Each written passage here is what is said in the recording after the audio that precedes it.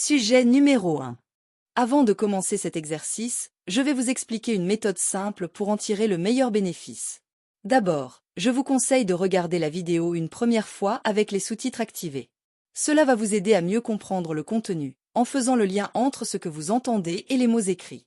Ensuite, regardez la vidéo une deuxième fois sans les sous-titres, pour vous concentrer uniquement sur l'écoute et renforcer votre compréhension auditive.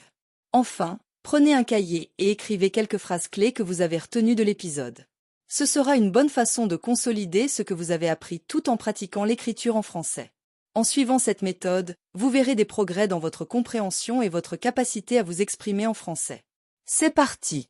À mesure que notre société évolue, la question du bien-être des personnes âgées et des personnes en situation de handicap devient de plus en plus cruciale. En effet, selon l'Organisation mondiale de la santé, la population mondiale âgée de 60 ans et plus devrait atteindre 2 milliards d'ici 2050, tandis qu'en France, environ 12 millions de personnes vivent avec un handicap. Cette situation soulève de nombreuses interrogations. Comment garantir des conditions de vie dignes et épanouissantes à ces populations vulnérables? La problématique se pose donc autour des solutions à mettre en œuvre pour améliorer le quotidien de ces personnes. Dans cette perspective, nous aborderons dans un premier temps l'importance de l'accessibilité et des infrastructures adaptées. Puis nous examinerons le rôle essentiel du soutien social et de l'accompagnement, avant de conclure sur l'importance de l'innovation technologique et des initiatives communautaires. La première étape vers l'amélioration des conditions de vie des personnes âgées et des personnes handicapées réside dans l'accès à des infrastructures adaptées. Ce besoin se manifeste à plusieurs niveaux, notamment dans les transports, les logements et les espaces publics. Les transports jouent un rôle clé dans la vie quotidienne. Pour les personnes âgées ou handicapées, le manque de moyens de transport accessibles constitue une barrière majeure à leur mobilité et à leur autonomie. La mise en place de services de transport spécialisés, tels que les VTC adaptés ou des lignes de bus équipées, permettrait de garantir que ces individus puissent se déplacer facilement. Par exemple, certaines villes ont déjà mis en œuvre des programmes de transport à la demande, qui s'adaptent aux horaires et aux besoins des personnes concernées. De plus, la sensibilisation des chauffeurs de transport en commun à la prise en charge de ces passagers est essentielle pour un service de qualité. Ensuite, il est crucial de penser à des logements adaptés. De nombreux seniors ou personnes handicapées vivent encore dans des logements qui ne répondent pas à leurs besoins spécifiques. L'aménagement d'habitations accessibles, incluant des rampes, des ascenseurs et des espaces de vie adaptés, peut considérablement améliorer la qualité de vie de ces personnes. Des subventions devraient être mises en place pour encourager les rénovations nécessaires et promouvoir des constructions neuves respectant des normes d'accessibilité. Les espaces publics, qu'il s'agisse de parcs, de bibliothèques ou de lieux de rencontre, doivent également être inclusifs. Cela implique la création de chemins et d'installations accessibles à tous, permettant ainsi aux personnes âgées et handicapées de participer pleinement à la vie sociale. Des projets de réaménagement urbain peuvent être envisagés, intégrant des zones de loisirs adaptées, où chacun se sente bienvenu et en sécurité. Le soutien social et l'accompagnement jouent un rôle fondamental dans l'amélioration des conditions de vie des personnes âgées et des personnes handicapées. Cela comprend l'aspect relationnel, l'aide aux activités de la vie quotidienne, ainsi que la sensibilisation et l'implication des proches et de la communauté. Les services d'aide à domicile sont essentiels pour permettre aux personnes âgées et handicapées de vivre dans leur propre environnement tout en recevant l'assistance dont elles ont besoin. Ces services peuvent inclure des soins médicaux, de l'aide ménagère ou des activités de loisirs. La formation des aides à domicile à la gestion des besoins spécifiques des personnes âgées ou handicapées est également cruciale. En outre, des plateformes de mise en relation entre professionnels et usagers pourraient être développées pour faciliter l'accès à ces services. Il est également essentiel de prendre en compte le soutien psychologique et social.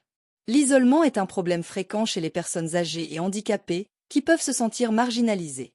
La création de groupes de soutien, de clubs ou d'associations permettant d'établir des relations sociales et d'échanger des expériences peut grandement améliorer leur qualité de vie. De plus, l'interaction avec des bénévoles et des jeunes peut créer des liens intergénérationnels bénéfiques pour toutes les parties impliquées.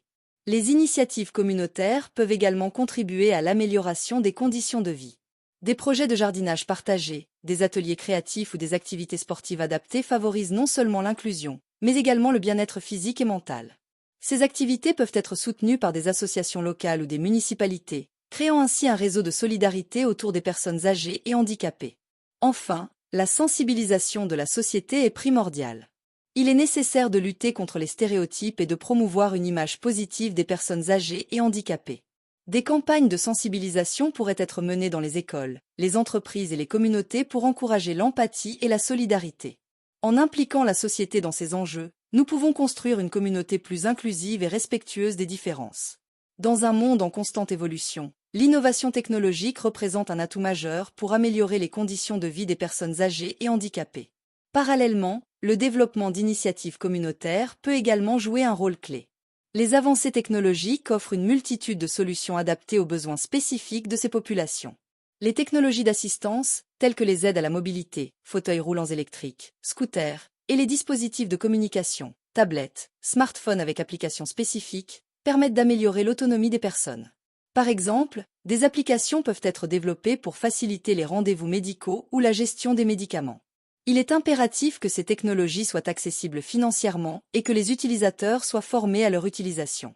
Les initiatives communautaires peuvent également contribuer à l'amélioration des conditions de vie. Des projets de jardinage partagé, des ateliers créatifs ou des activités sportives adaptées favorisent non seulement l'inclusion, mais également le bien-être physique et mental. Ces activités peuvent être soutenues par des associations locales ou des municipalités, créant ainsi un réseau de solidarité autour des personnes âgées et handicapées. Il est crucial de permettre aux personnes âgées et handicapées de participer activement à la conception des services qui les concernent. Les consultations publiques et les enquêtes de satisfaction peuvent permettre de mieux cerner leurs besoins et d'adapter les offres en conséquence. Une approche centrée sur l'usager favorisera des solutions plus pertinentes et adaptées aux réalités de la vie quotidienne. Pour conclure, l'amélioration des conditions de vie des personnes âgées et handicapées repose sur une approche multidimensionnelle.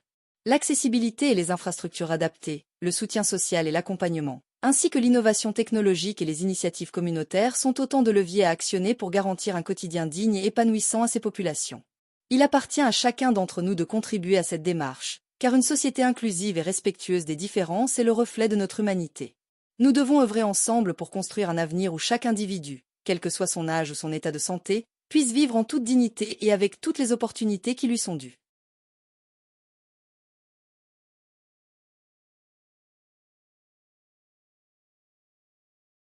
Sujet numéro 2.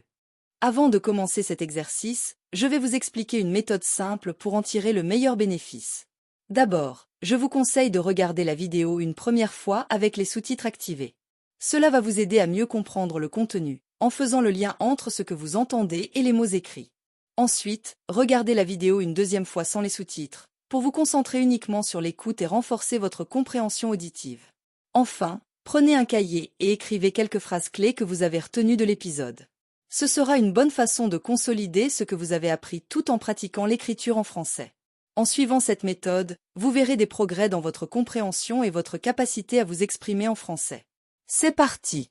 L'image des plages ensoleillées, des monuments historiques et des cultures fascinantes attire chaque année des millions de touristes à travers le monde. Le tourisme est devenu une industrie majeure pour de nombreux pays, particulièrement ceux dont l'économie dépend de la beauté de leurs paysages et de la richesse de leur patrimoine. Pourtant, ce secteur vital pour de nombreux pays soulève de nombreux questionnements. En effet, si le tourisme peut être perçu comme une source de revenus inestimable, il est aussi associé à des effets négatifs parfois graves, notamment en termes d'impact environnemental, de transformation culturelle et d'inégalité sociale. Quels sont les effets réels du tourisme dans les pays de destination? Et comment peut-on concilier l'essor économique lié au tourisme avec la préservation des valeurs et des ressources locales? Nous aborderons tout d'abord les bénéfices économiques du tourisme pour les pays de destination, puis nous examinerons les effets négatifs, notamment sur l'environnement et la culture locale. Enfin, nous proposerons des pistes et des solutions pour un tourisme durable et respectueux des populations locales. Le tourisme représente souvent une véritable manne financière pour de nombreux pays.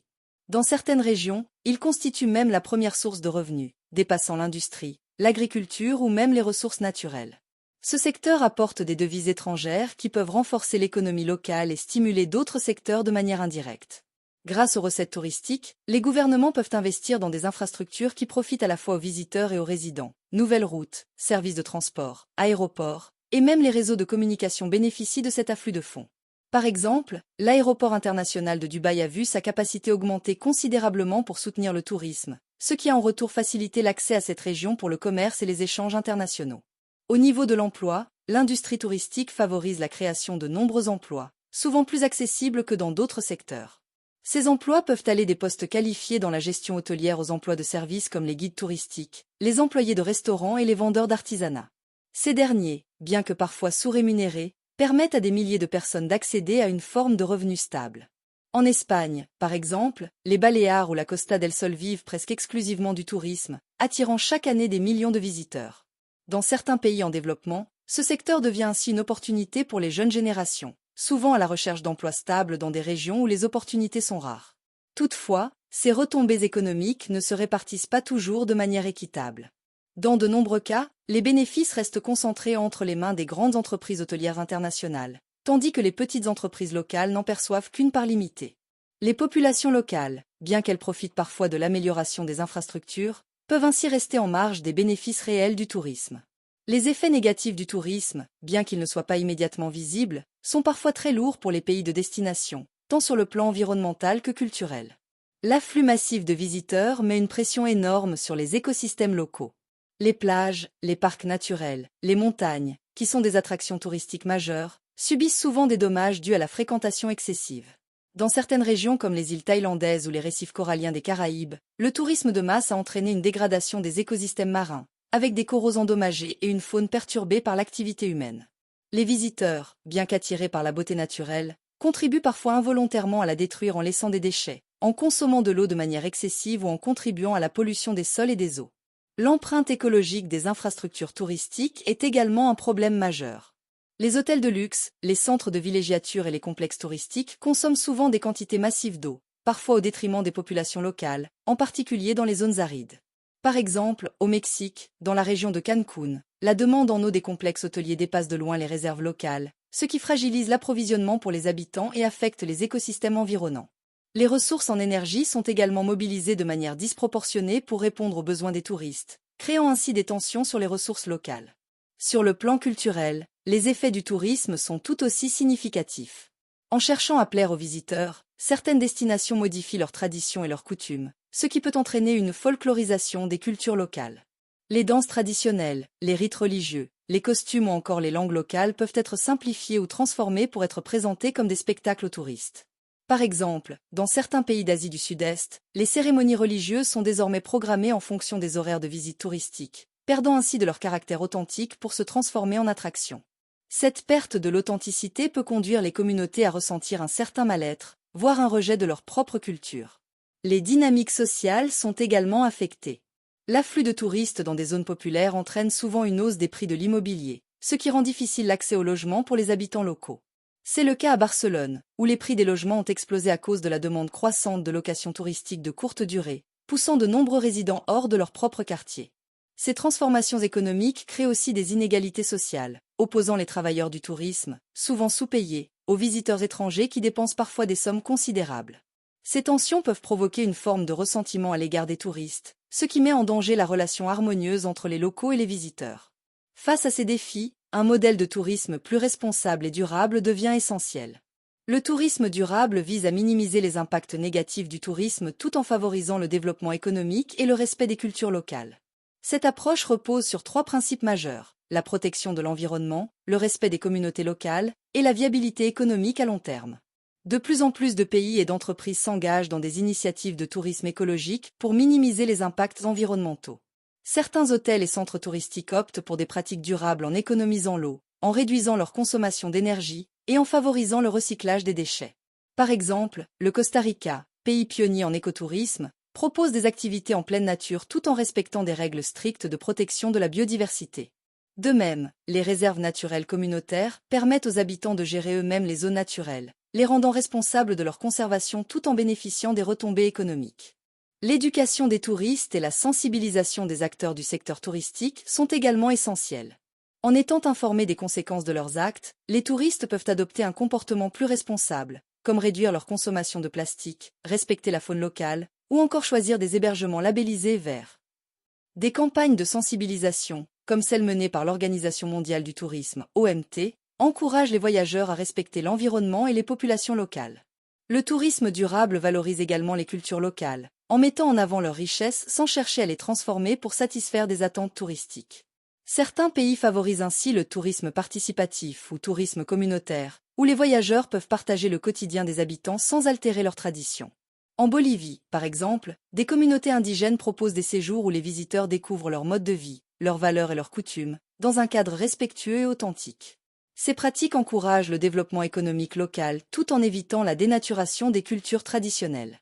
Le tourisme représente un secteur aux impacts contrastés dans les pays de destination. D'un côté, il favorise la croissance économique et améliore les infrastructures locales. De l'autre, il peut endommager les écosystèmes et affaiblir les cultures locales. Pour garantir un équilibre, il est essentiel de promouvoir un tourisme durable, axé sur la protection de l'environnement, le respect des cultures et la sensibilisation des visiteurs.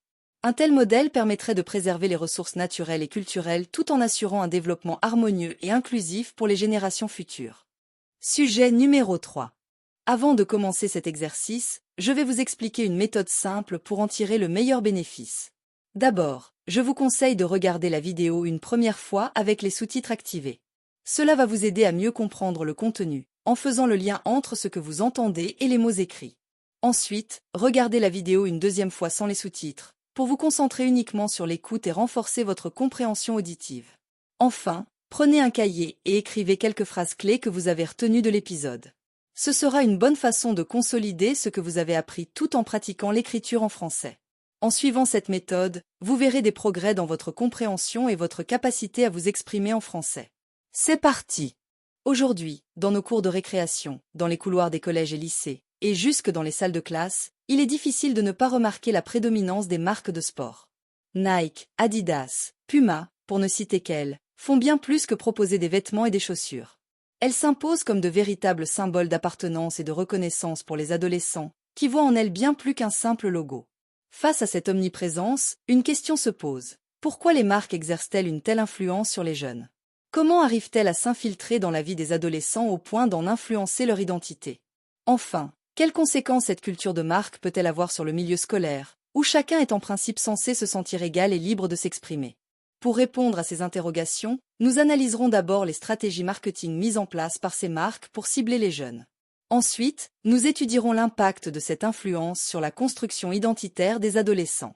Enfin, nous nous pencherons sur les implications de cette culture de la marque dans le milieu scolaire. Dès le départ, les grandes marques ont compris l'importance de séduire les jeunes pour créer des clients fidèles. Les réseaux sociaux sont devenus des outils incontournables pour atteindre cette cible. Sur Instagram, TikTok, Snapchat, les jeunes passent des heures à suivre les tendances, et les marques l'ont bien compris.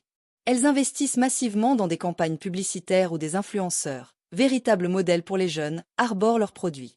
Un adolescent qui voit son influenceur préféré porter la dernière paire de sneakers est bien plus susceptible de la désirer. Les influenceurs sont les nouveaux héros modernes, et pour les jeunes, les imiter devient un moyen de se sentir intégré et à la mode.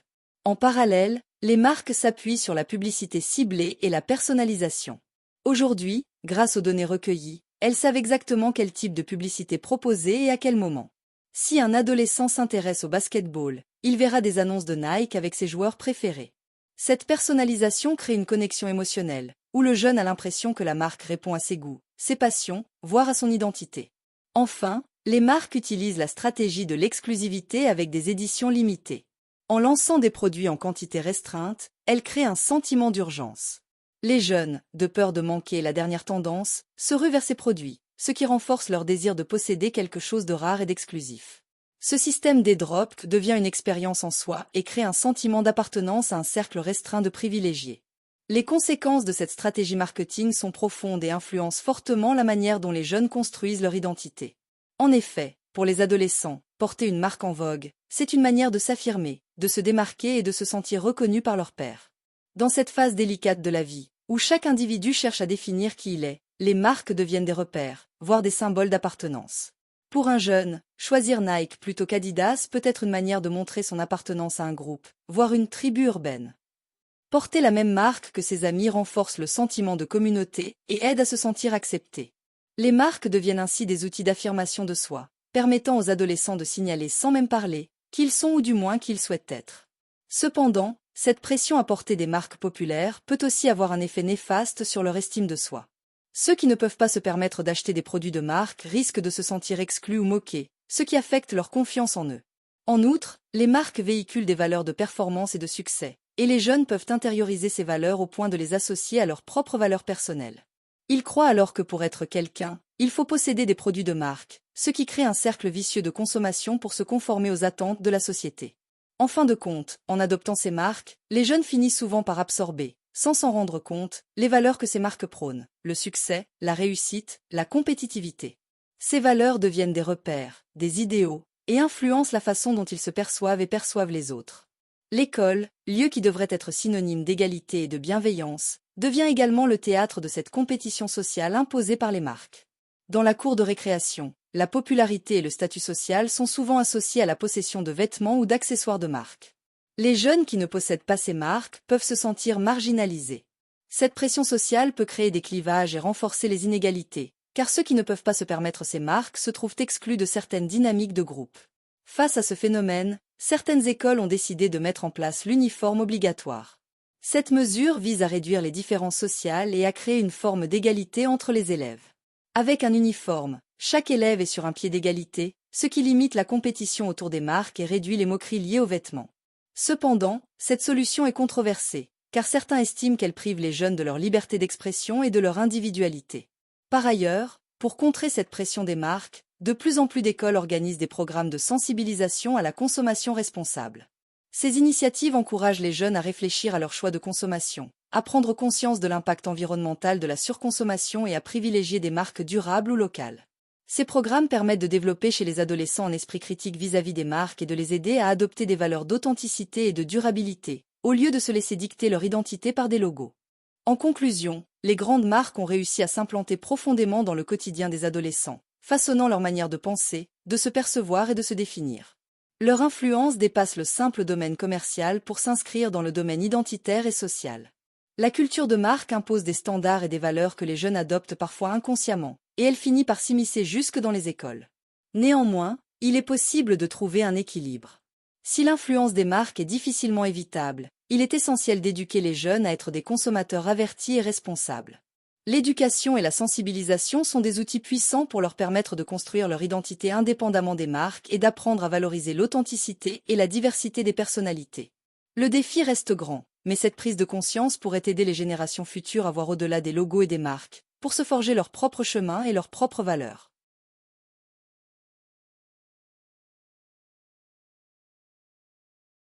Sujet numéro 4. Avant de commencer cet exercice, je vais vous expliquer une méthode simple pour en tirer le meilleur bénéfice. D'abord, je vous conseille de regarder la vidéo une première fois avec les sous-titres activés. Cela va vous aider à mieux comprendre le contenu, en faisant le lien entre ce que vous entendez et les mots écrits. Ensuite, regardez la vidéo une deuxième fois sans les sous-titres, pour vous concentrer uniquement sur l'écoute et renforcer votre compréhension auditive. Enfin, prenez un cahier et écrivez quelques phrases clés que vous avez retenues de l'épisode. Ce sera une bonne façon de consolider ce que vous avez appris tout en pratiquant l'écriture en français. En suivant cette méthode, vous verrez des progrès dans votre compréhension et votre capacité à vous exprimer en français. C'est parti! La notion de mérite est depuis longtemps au cœur du système éducatif français. Depuis le XVIIIe siècle, les grandes écoles, institutions d'élite, ont été pensées pour sélectionner et former les meilleurs esprits afin de servir la nation dans des domaines variés, ingénierie, administration, commerce et bien d'autres. Or, au fil du temps, ces établissements censés incarner l'excellence et l'égalité des chances se sont retrouvés sous le feu des critiques pour leur manque de diversité sociale. En effet, malgré des politiques publiques visant à réduire les inégalités, les profils de leurs étudiants restent largement dominés par des jeunes issus des milieux aisés.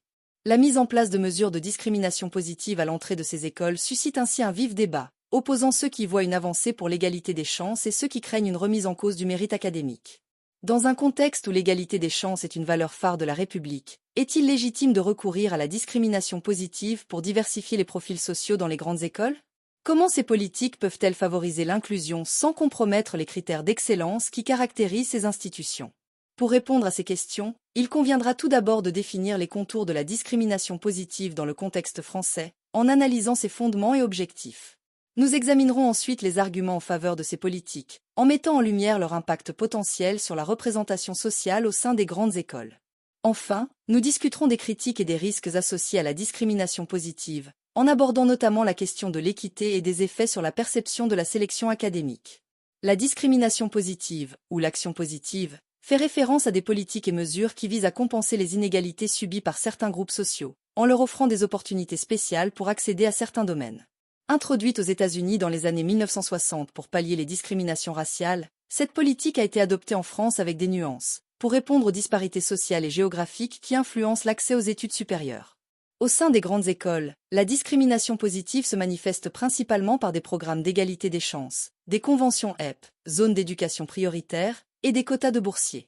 Contrairement aux États-Unis où la discrimination positive repose sur des critères ethniques, en France, elle s'appuie sur des critères sociaux et géographiques. La Constitution française interdit en effet la catégorisation raciale ou ethnique, considérée comme contraire au principe d'universalité de la République. Ainsi, les dispositifs de discrimination positive visent plutôt les étudiants issus de milieux défavorisés ou vivant dans des zones d'éducation prioritaire. L'introduction de conventions ZEP par Sciences Po en 2001 a marqué un tournant. Cette initiative visait à diversifier le profil de ces étudiants en permettant à des lycéens de zones prioritaires d'accéder à une procédure de sélection adaptée. Depuis, plusieurs écoles ont suivi cet exemple en développant des dispositifs similaires. La discrimination positive dans les grandes écoles poursuit plusieurs objectifs. Tout d'abord, elle vise à promouvoir l'égalité des chances en réduisant les obstacles d'accès rencontrés par les jeunes de milieux modestes.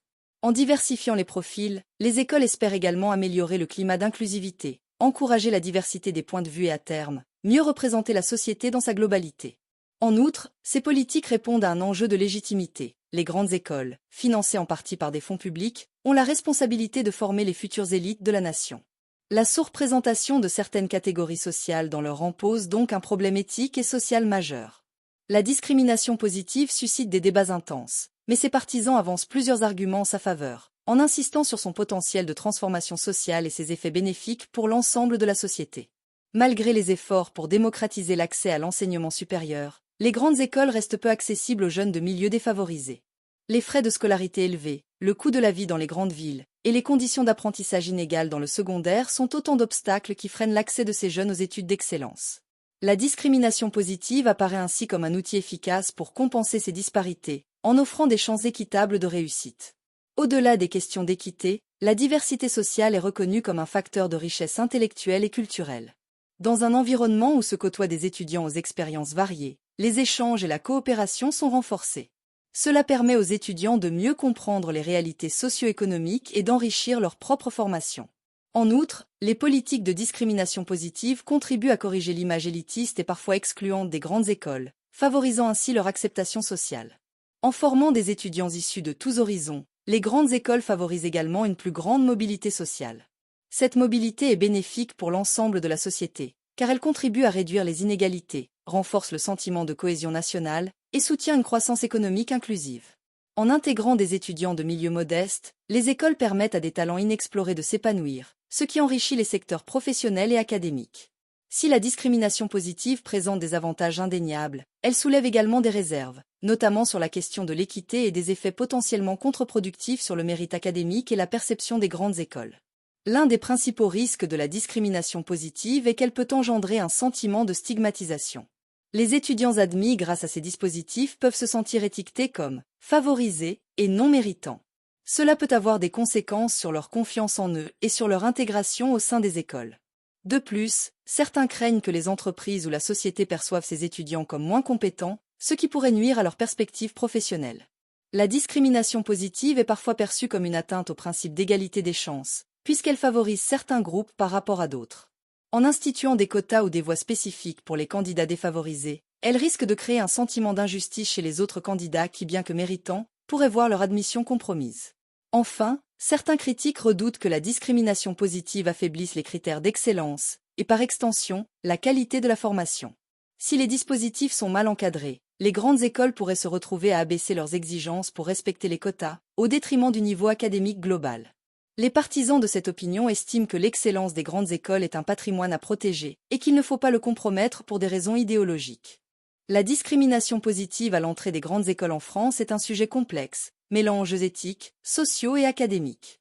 Face aux inégalités persistantes, cette politique semble nécessaire pour rétablir un équilibre et promouvoir l'égalité des chances dans des institutions historiquement élitistes.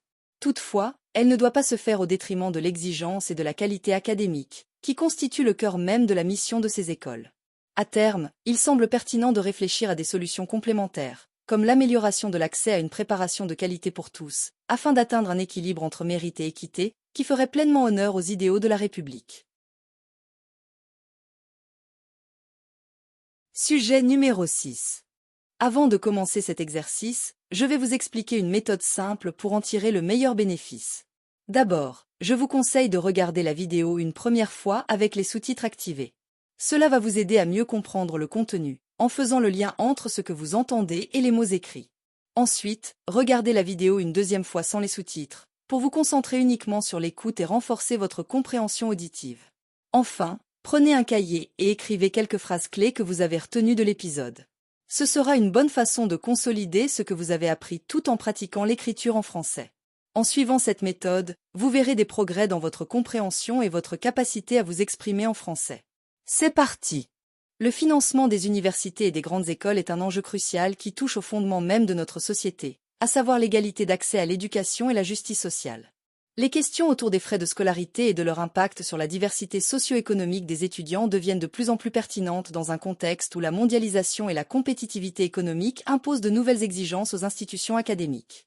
Pour comprendre l'étendue de ce défi, il est essentiel de s'interroger sur les sources de financement de ces établissements, d'analyser les effets des frais de scolarité élevés sur l'accès aux études supérieures, et enfin, de réfléchir aux solutions possibles pour garantir l'égalité des chances. Les universités et grandes écoles, en France comme ailleurs, se financent par diverses sources, les subventions publiques, les frais de scolarité et parfois des financements privés. Dans de nombreux pays, l'État finance en grande partie les universités, en suivant le principe selon lequel l'éducation est un bien public, accessible au plus grand nombre sans barrière financière excessive.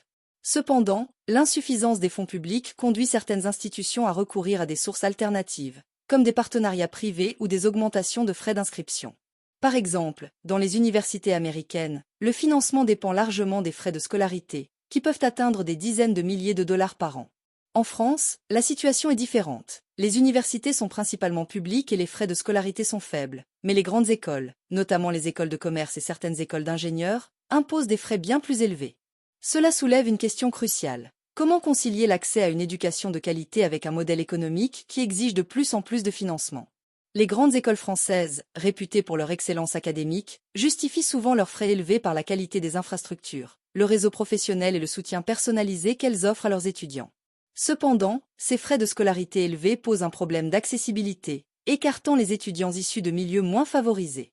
Dans un système d'éducation qui valorise le mérite et l'égalité des chances, cette situation est paradoxale. Le coût de l'éducation dans certaines grandes écoles restreint la diversité socio-économique des promotions. De nombreux jeunes issus de familles modestes renoncent à postuler dans ces établissements, ou s'endettent lourdement pour financer leurs études. Aux États-Unis, ce problème a été illustré par la « crise de la dette étudiante », où des millions d'étudiants se retrouvent avec des dettes qu'ils mettront des décennies à rembourser. En France, bien que le système de prêt étudiant soit moins répandu, l'endettement reste un problème, surtout dans les grandes écoles de commerce et d'ingénieurs. Face aux difficultés d'accès pour les étudiants moins favorisés, des initiatives ont été mises en place pour encourager la diversité et l'inclusion. Certaines grandes écoles, par exemple, ont mis en œuvre des politiques de bourse sociale, des systèmes de prêt à taux zéro et des programmes d'intégration pour des étudiants issus de milieux moins privilégiés. Cependant, ces efforts, bien que louables, restent souvent insuffisants pour compenser les disparités économiques. En France, la plupart des grandes écoles sont situées dans les grandes villes, notamment à Paris. Cela crée une barrière supplémentaire pour les étudiants des régions rurales ou de petites villes, qui doivent supporter des coûts supplémentaires, comme le logement et les transports, pour accéder à ces institutions. Cette centralisation contribue à creuser l'écart entre les étudiants de différents horizons socio-économiques et géographiques. Dans certains pays, des modèles d'éducation gratuite ont été explorés avec des succès variés. En Scandinavie, par exemple, les frais d'inscription dans l'enseignement supérieur sont minimes, voire inexistants, car ces pays considèrent l'éducation comme un investissement collectif. En France, la question de la gratuité ou de la quasi-gratuité de l'enseignement supérieur revient régulièrement dans les débats, mais elle implique de repenser entièrement le financement public et le rôle de l'État dans l'éducation. Un autre modèle consiste à renforcer le partenariat avec le secteur privé. Les entreprises pourraient apporter des financements aux universités et grandes écoles en échange de programmes de formation adaptés aux besoins du marché du travail. Cela pourrait, dans certains cas, réduire la pression sur les frais de scolarité tout en offrant une insertion professionnelle plus fluide pour les étudiants. Cependant, ce modèle peut aussi poser des risques de dépendance excessive des institutions académiques vis-à-vis des intérêts privés. Une alternative qui a fait ses preuves dans d'autres pays est l'instauration de prêts étudiants à taux zéro, accompagnée d'un soutien fort en matière de bourse pour les étudiants issus de milieux modestes. Cela permettrait d'alléger la charge immédiate des frais de scolarité tout en laissant aux diplômés la possibilité de rembourser une fois qu'ils auront trouvé un emploi stable. Bien que cette solution ne soit pas sans inconvénients, elle offre une voie potentiellement viable pour garantir une éducation accessible. La question du financement des universités et des grandes écoles est au cœur d'un débat qui touche à la fois à la justice sociale et à la performance économique. Les frais de scolarité élevés, bien que parfois justifiés par des exigences de qualité, tendent à écarter les étudiants issus de milieux défavorisés, menaçant ainsi le principe d'égalité d'accès à l'éducation. Si certaines initiatives existent pour favoriser la diversité et l'inclusion, elles restent limitées face à l'ampleur du problème. Pour garantir une éducation de qualité accessible à tous, il est crucial de repenser le modèle de financement en explorant des solutions alternatives. Qu'il s'agisse d'une éducation gratuite, d'une participation accrue des entreprises, ou de la mise en place de prêts à taux zéro, les options sont nombreuses. Toutefois, ces changements nécessitent une volonté politique forte et un consensus social autour de la place de l'éducation dans notre société. En fin de compte, le défi est de taille, mais il est essentiel pour bâtir une société plus équitable et plus prospère.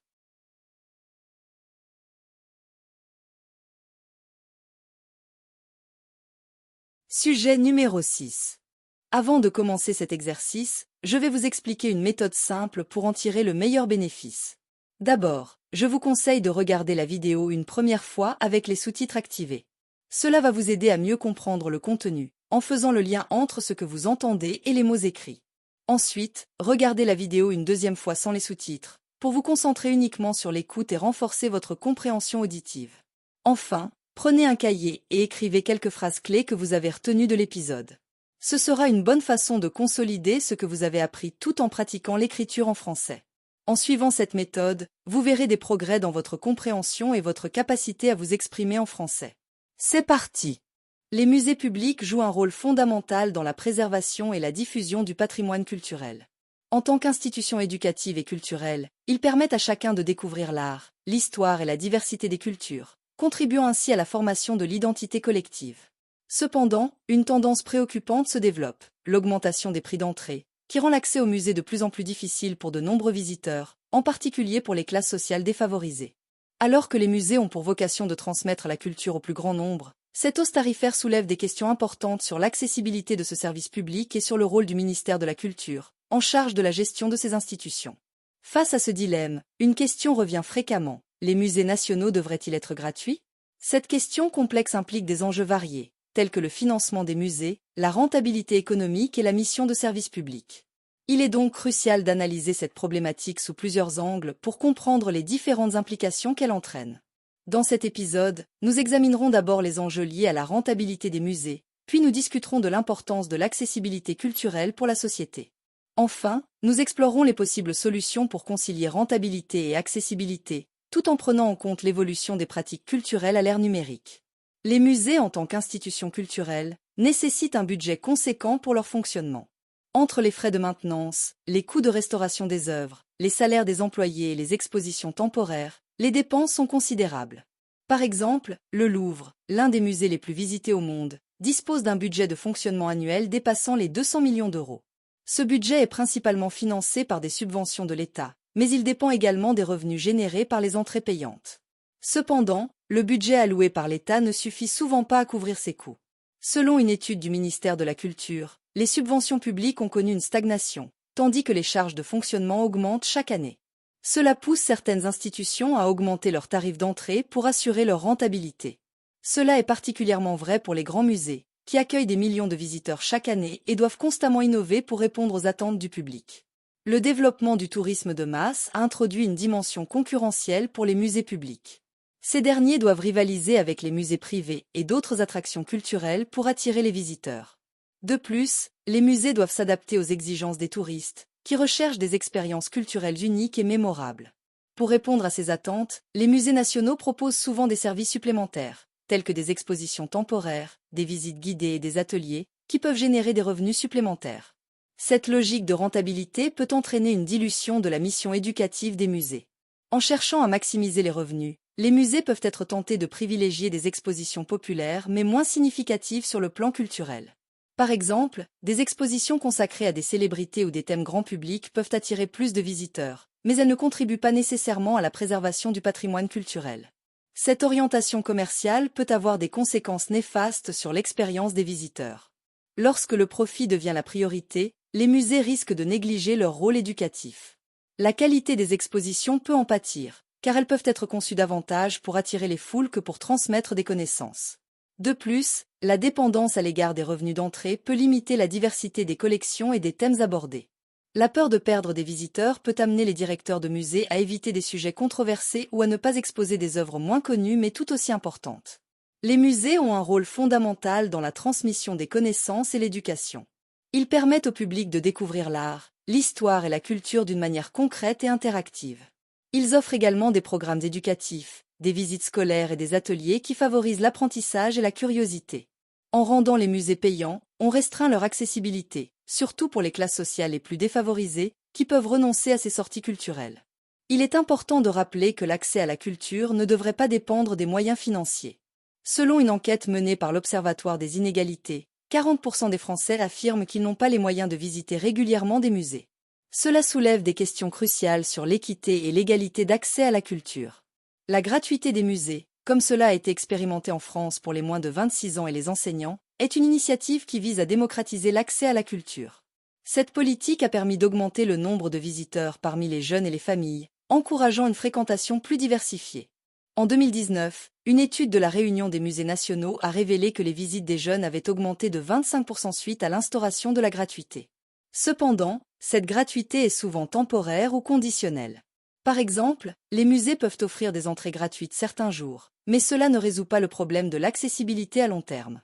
L'accès à la culture, en tant que bien commun, doit être ouvert à tous pour favoriser la cohésion sociale et promouvoir l'égalité. Les expériences de gratuité, en France et dans d'autres pays, montrent que l'accès gratuit aux musées peut accroître leur fréquentation. Par exemple, en Écosse, les musées nationaux sont gratuits depuis 2006, ce qui a entraîné une augmentation de 40% de la fréquentation. Cela démontre que la gratuité peut être un levier puissant pour attirer un public plus large. Cependant, une fréquentation accrue n'est pas toujours synonyme de qualité de visite. Une forte affluence peut engendrer une surcharge des infrastructures et réduire la qualité de l'expérience culturelle pour chaque visiteur. Les musées doivent donc trouver un équilibre entre l'accessibilité et la gestion des flux de visiteurs. Des solutions comme la réservation en ligne et la régulation des horaires de visite peuvent aider à gérer les foules. Pour éviter d'augmenter les prix d'entrée tout en assurant leur rentabilité, les musées pourraient envisager des financements alternatifs. Les partenariats avec le secteur privé, comme des entreprises mécènes, peuvent apporter des ressources supplémentaires sans impact direct sur les visiteurs. Par exemple, le musée d'Orsay a établi des collaborations avec des entreprises pour sponsoriser des expositions temporaires, ce qui permet de diversifier les sources de financement tout en maintenant des tarifs d'entrée abordables. En outre, le développement des boutiques et des restaurants dans les musées, déjà en place dans de nombreuses institutions, peut générer des revenus complémentaires. Ces espaces peuvent offrir des produits locaux et artisanaux, créant ainsi une expérience enrichissante pour les visiteurs tout en soutenant l'économie locale. Plutôt que la gratuité totale, les musées pourraient adopter des politiques tarifaires plus flexibles. Par exemple, des tarifs réduits pour les familles, les étudiants, les demandeurs d'emploi ou les retraités pourraient favoriser l'inclusion sans priver les musées de leurs revenus. Une telle politique a été mise en œuvre avec succès au musée du Quai Branly, qui propose des tarifs réduits pour certaines catégories de visiteurs.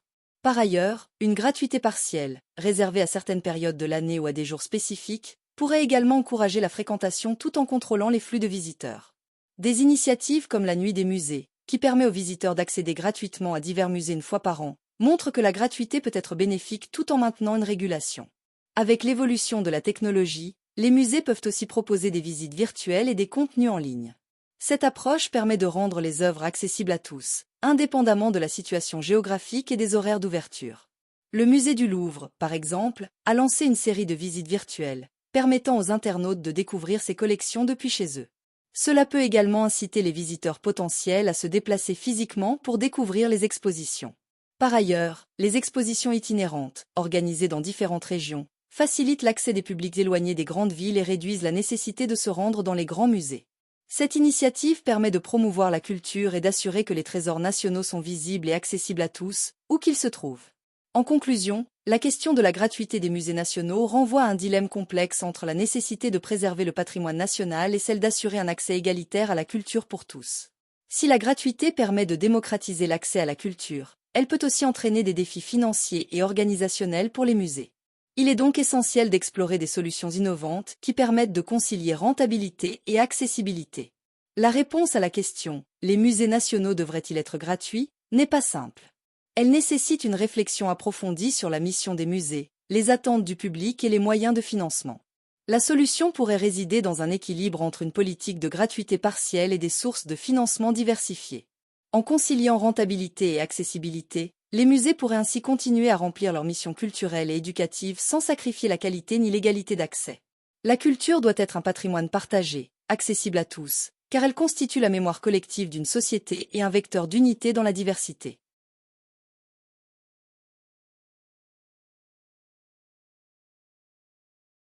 Sujet numéro 7.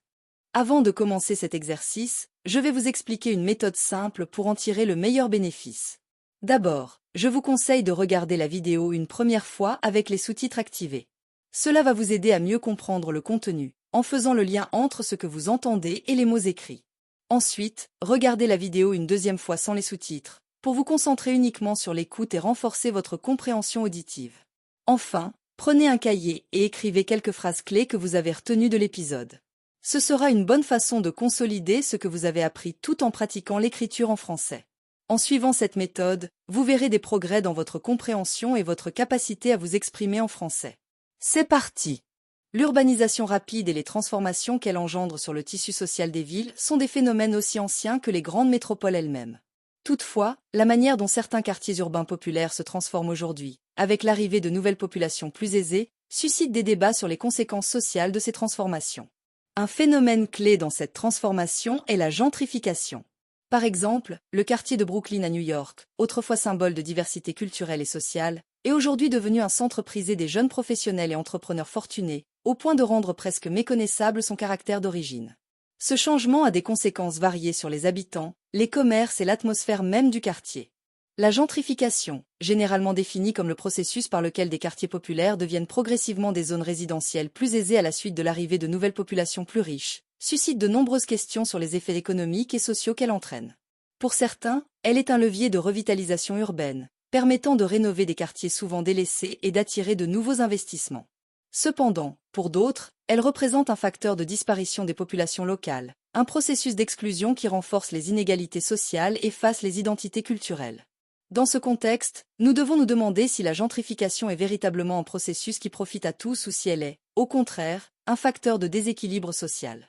La gentrification des quartiers urbains est-elle un moteur de progrès pour les villes, ou un phénomène qui aggrave les injustices sociales?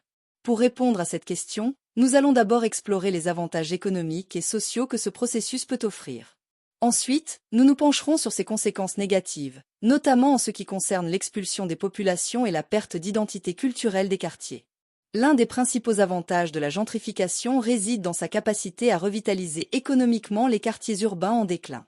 De nombreux quartiers populaires, souvent caractérisés par une faible activité économique, des infrastructures dégradées et un manque d'investissement public, connaissent un véritable renouveau grâce à l'arrivée de populations plus aisées. Ce phénomène entraîne une augmentation des investissements privés et publics, qui se traduisent par la réhabilitation des immeubles, l'amélioration des infrastructures, la création de nouveaux commerces et l'apparition de nouveaux services. Prenons l'exemple de Shoreditch à Londres, un quartier autrefois marqué par des bâtiments abandonnés et un taux de criminalité élevé. Aujourd'hui, c'est l'un des quartiers les plus dynamiques de la capitale britannique, prisé par les créatifs et les entrepreneurs.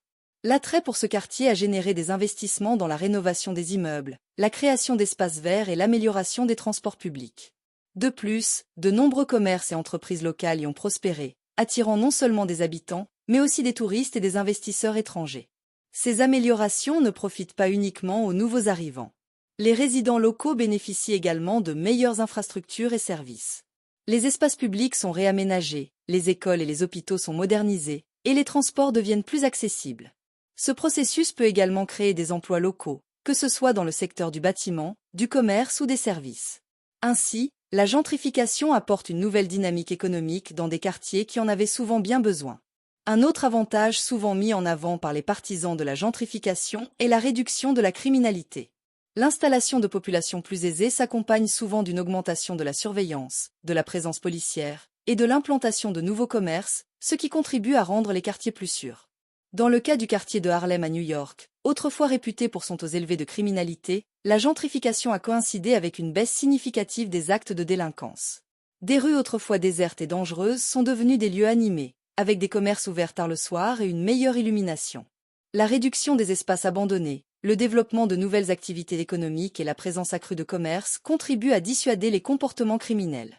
De plus, l'amélioration de la sécurité dans ces quartiers rend ces zones plus attractives pour les familles et les jeunes professionnels qui recherchent un environnement à la fois dynamique et sûr. Ce phénomène peut également bénéficier aux habitants d'origine, qui profitent d'un quartier plus sécurisé, sans nécessairement avoir à déménager. La gentrification peut également être un facteur de diversification économique et sociale. Elle attire souvent des profils variés, qu'il s'agisse de jeunes professionnels, d'artistes, d'entrepreneurs ou d'investisseurs.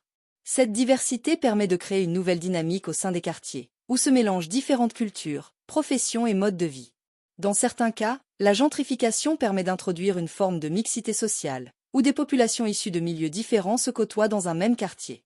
Cela peut créer des échanges enrichissants, que ce soit au niveau culturel ou économique. Par exemple, l'installation de nouvelles populations plus aisées peut entraîner une demande accrue de services, stimulant ainsi l'activité des commerces locaux. Par ailleurs, le développement des activités culturelles est souvent l'un des aspects les plus visibles de la gentrification. Des galeries d'art, des cafés, des restaurants, des espaces de coworking et des événements culturels font leur apparition, contribuant à la revitalisation du quartier et à sa nouvelle attractivité. Ces initiatives culturelles permettent d'enrichir l'offre locale et d'attirer de nouveaux visiteurs. Cependant, bien que ces aspects positifs de la gentrification soient indéniables, ils ne doivent pas masquer les conséquences sociales négatives que ce phénomène entraîne pour les populations locales. Le principal inconvénient de la gentrification est qu'elle entraîne souvent l'expulsion des populations locales, en raison de la hausse des prix de l'immobilier et des loyers. Les habitants d'origine, généralement issus des classes populaires, ne peuvent plus suivre l'augmentation des coûts de la vie dans leur propre quartier et sont contraints de déménager vers des zones moins chères, souvent en périphérie des grandes villes. Le quartier de Williamsburg à New York illustre parfaitement ce phénomène. Dans les années 1990, ce quartier était un lieu de résidence pour les artistes et les familles modestes, avec des loyers relativement bas. Toutefois, avec l'arrivée de jeunes professionnels et d'investisseurs, les loyers ont flambé, et les populations d'origine ont progressivement été repoussées vers d'autres quartiers plus accessibles. Aujourd'hui, Williamsburg est devenu un symbole de la gentrification, avec des immeubles de luxe et des commerces haut de gamme, mais sans les populations historiques qui en faisaient autrefois la richesse. Ce processus d'exclusion sociale crée une fracture urbaine, où les centres-villes deviennent de plus en plus réservés aux populations aisées, tandis que les classes populaires sont repoussées vers les périphéries. Cela accentue la ségrégation socio-économique dans les villes et limite l'accès des classes populaires aux opportunités économiques et aux services de qualité, comme les écoles ou les hôpitaux. En plus des conséquences économiques, la gentrification entraîne une perte de l'identité culturelle des quartiers. Les quartiers populaires sont souvent marqués par une forte identité culturelle, forgée par des décennies de coexistence entre différentes communautés. Cette diversité culturelle est un élément fondamental de la richesse et de l'attractivité de ces quartiers. Cependant, avec l'arrivée de nouvelles populations et la transformation des commerces locaux en boutiques de luxe ou en franchises internationales, les quartiers perdent peu à peu leur âme. Cette homogénéisation culturelle appauvrit non seulement l'identité des quartiers, mais elle limite également les opportunités pour les habitants d'origine de profiter des transformations positives qui accompagnent la gentrification. En effet, ils n'ont souvent pas les moyens de fréquenter les nouveaux commerces ou de participer aux nouvelles activités culturelles. Enfin, la gentrification contribue à l'aggravation des inégalités sociales. En favorisant l'installation de populations plus aisées et en expulsant les classes populaires, elle renforce la ségrégation socio-économique au sein des villes.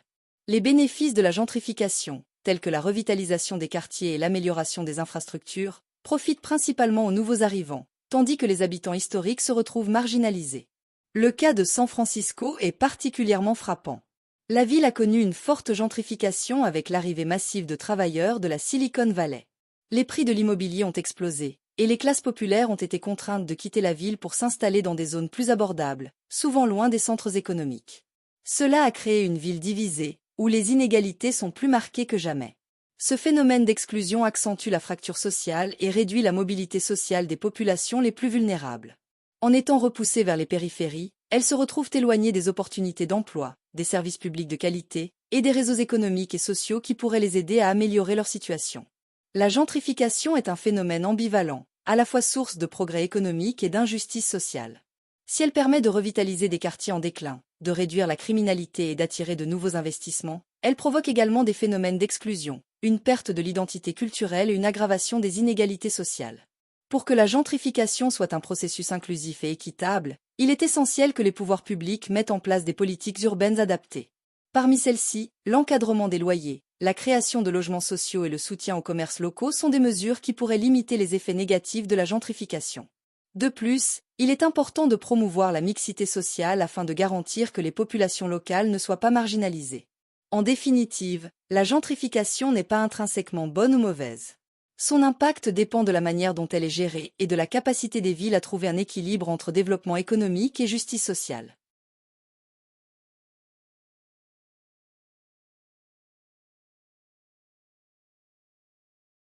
Sujet numéro 8. Avant de commencer cet exercice, je vais vous expliquer une méthode simple pour en tirer le meilleur bénéfice. D'abord, je vous conseille de regarder la vidéo une première fois avec les sous-titres activés. Cela va vous aider à mieux comprendre le contenu, en faisant le lien entre ce que vous entendez et les mots écrits. Ensuite, regardez la vidéo une deuxième fois sans les sous-titres, pour vous concentrer uniquement sur l'écoute et renforcer votre compréhension auditive. Enfin, prenez un cahier et écrivez quelques phrases clés que vous avez retenues de l'épisode. Ce sera une bonne façon de consolider ce que vous avez appris tout en pratiquant l'écriture en français. En suivant cette méthode, vous verrez des progrès dans votre compréhension et votre capacité à vous exprimer en français. C'est parti! À l'ère numérique, les réseaux sociaux occupent une place prépondérante dans nos vies quotidiennes, redéfinissant notre manière d'interagir, de communiquer et de nous exprimer. À travers des plateformes comme Facebook, Twitter, Instagram et TikTok, les individus peuvent partager instantanément des pensées, des expériences et des informations avec un public mondial. Mais derrière cette facilité de connexion se cachent des enjeux profonds qui méritent d'être examinés de manière critique. Comment ces réseaux sociaux transforment-ils notre société moderne? Quels effets ont-ils sur nos relations interpersonnelles et notre vie quotidienne? La problématique se pose de manière pressante dans un monde où l'équilibre entre l'authenticité et l'artifice devient flou. Pour explorer ces questions, nous aborderons d'abord les aspects positifs des réseaux sociaux, notamment leur rôle dans la facilitation des connexions et l'accès à l'information. Ensuite, nous examinerons les effets négatifs, tels que la désinformation, l'isolement social et l'impact sur la santé mentale. Enfin, nous réfléchirons à des pistes pour naviguer dans ce paysage complexe, en cherchant à établir un usage équilibré et conscient des réseaux sociaux. Les réseaux sociaux ont indéniablement révolutionné la manière dont les gens interagissent. Avant leur émergence, maintenir des relations à distance était souvent une tâche ardue, nécessitant des efforts considérables et des ressources financières. Aujourd'hui, il suffit d'un clic pour se reconnecter avec des amis perdus de vue, pour communiquer avec des proches vivant à l'autre bout du monde ou pour faire de nouvelles connaissances partageant des intérêts communs. Les réseaux sociaux sont devenus des outils puissants pour le renforcement des liens sociaux. Ils permettent aux individus de partager des moments de leur vie, de célébrer des succès et de traverser des épreuves ensemble. Cette capacité à se connecter instantanément a des implications profondes pour le soutien social, en offrant un espace où les gens peuvent s'exprimer librement et se sentir entendus. Un autre aspect positif des réseaux sociaux est leur rôle en tant que source d'information et d'éveil des consciences. Les utilisateurs peuvent facilement accéder à des nouvelles, des articles et des discussions sur des sujets variés, allant des problèmes locaux aux enjeux mondiaux. Cette accessibilité a permis de démocratiser l'information, en donnant une voix à ceux qui, autrefois, étaient exclus des espaces médiatiques traditionnels. De plus, les réseaux sociaux sont devenus des outils de sensibilisation puissants pour des causes sociales et politiques. Des mouvements comme #MeToo, Black Lives Matter ou Fridays for Future illustrent comment les plateformes sociales peuvent mobiliser des millions de personnes autour de questions cruciales, suscitant un débat public et incitant à l'action collective. Grâce à ces initiatives, la société moderne est davantage consciente des injustices et des inégalités qui persistent, favorisant un climat propice au changement. Les réseaux sociaux ont également ouvert de nouvelles avenues pour la créativité et l'expression personnelle. Les utilisateurs peuvent partager leurs talents, qu'il s'agisse de photographie, de musique, de danse ou d'écriture, et ainsi toucher un public mondial. Des plateformes comme Instagram et TikTok ont donné naissance à une nouvelle génération de créateurs de contenu, qui utilisent ces espaces pour exprimer leur identité, partager des récits personnels et inspirer les autres. Cette explosion de créativité peut être bénéfique pour les individus, car elle favorise un sentiment d'appartenance et d'acceptation. Les réseaux sociaux offrent un espace où les gens peuvent célébrer leur diversité et trouver des communautés qui les soutiennent dans leur quête d'authenticité. Cependant, les réseaux sociaux ne sont pas sans leurs ombres. L'un des problèmes les plus pressants est la propagation de la désinformation et des fake news. Dans un environnement où tout le monde peut publier et partager des informations, il est devenu de plus en plus difficile de distinguer le vrai du faux. Les fausses informations peuvent circuler à une vitesse alarmante, influençant les opinions publiques et compromettant la démocratie. La désinformation peut avoir des conséquences graves, notamment en matière de santé publique, comme nous l'avons vu avec la propagation de rumeurs concernant les vaccins pendant la pandémie de Covid-19. Ces informations erronées peuvent conduire à des comportements dangereux et à une méfiance envers les institutions. Il est crucial que les utilisateurs des réseaux sociaux soient conscients de leurs responsabilités dans le partage d'informations et qu'ils s'engagent à vérifier la véracité des contenus avant de les diffuser. Un autre effet négatif majeur des réseaux sociaux est l'isolement social qu'ils peuvent engendrer. Bien que ces plateformes soient conçues pour connecter les gens, il existe un paradoxe. Plus les gens interagissent en ligne, moins ils peuvent se sentir réellement connectés dans la vie réelle. Les interactions numériques peuvent parfois remplacer les conversations face à face, créant une distance émotionnelle qui peut mener à un sentiment de solitude. Les études montrent que les utilisateurs fréquents des réseaux sociaux peuvent éprouver des niveaux plus élevés d'anxiété et de dépression. La comparaison constante avec les autres, exacerbée par la présentation soigneusement sélectionnée des moments de vie sur les réseaux sociaux, peut nuire à l'estime de soi. Ainsi, alors que les réseaux sociaux offrent des opportunités de connexion, ils peuvent également renforcer des sentiments d'isolement. L'impact des réseaux sociaux sur la santé mentale est un sujet de préoccupation croissante. L'utilisation excessive des plateformes sociales a été liée à des problèmes d'anxiété, de dépression et d'autres troubles psychologiques. Les utilisateurs peuvent ressentir une pression constante pour être connectés et performants, menant à un stress chronique. De plus, la cyberintimidation est devenue un phénomène préoccupant, touchant particulièrement les jeunes. Les attaques en ligne peuvent avoir des effets dévastateurs sur la santé mentale des victimes, entraînant des conséquences durables sur leur bien-être. Les réseaux sociaux, qui étaient censés être des espaces d'expression et de partage, peuvent également devenir des terrains propices aux abus et à la haine.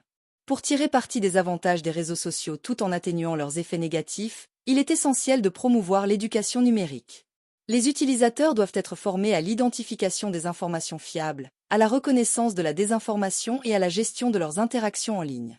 Les écoles, les parents et les institutions doivent jouer un rôle actif dans la formation des jeunes à l'utilisation consciente des réseaux sociaux. Cette éducation doit également inclure des discussions sur l'impact des réseaux sociaux sur la santé mentale, sensibilisant les utilisateurs aux signes de stress et d'anxiété liés à leur utilisation des plateformes. En apprenant à utiliser les réseaux sociaux de manière responsable, les individus peuvent profiter des avantages tout en minimisant les risques. La pratique de la désintoxication numérique, qui consiste à prendre des pauses régulières des réseaux sociaux, peut également être bénéfique pour la santé mentale. Ces pauses permettent aux individus de se reconnecter avec le monde réel, d'évaluer leurs relations et de réfléchir à l'impact de leur utilisation des réseaux sociaux sur leur bien-être. En instaurant des limites quant au temps passé en ligne, les utilisateurs peuvent retrouver un équilibre sain entre la vie numérique et la vie réelle. Enfin, il est crucial de promouvoir l'authenticité sur les réseaux sociaux. Les utilisateurs doivent être encouragés à partager des expériences réelles, à montrer leur vulnérabilité et à établir des connexions significatives.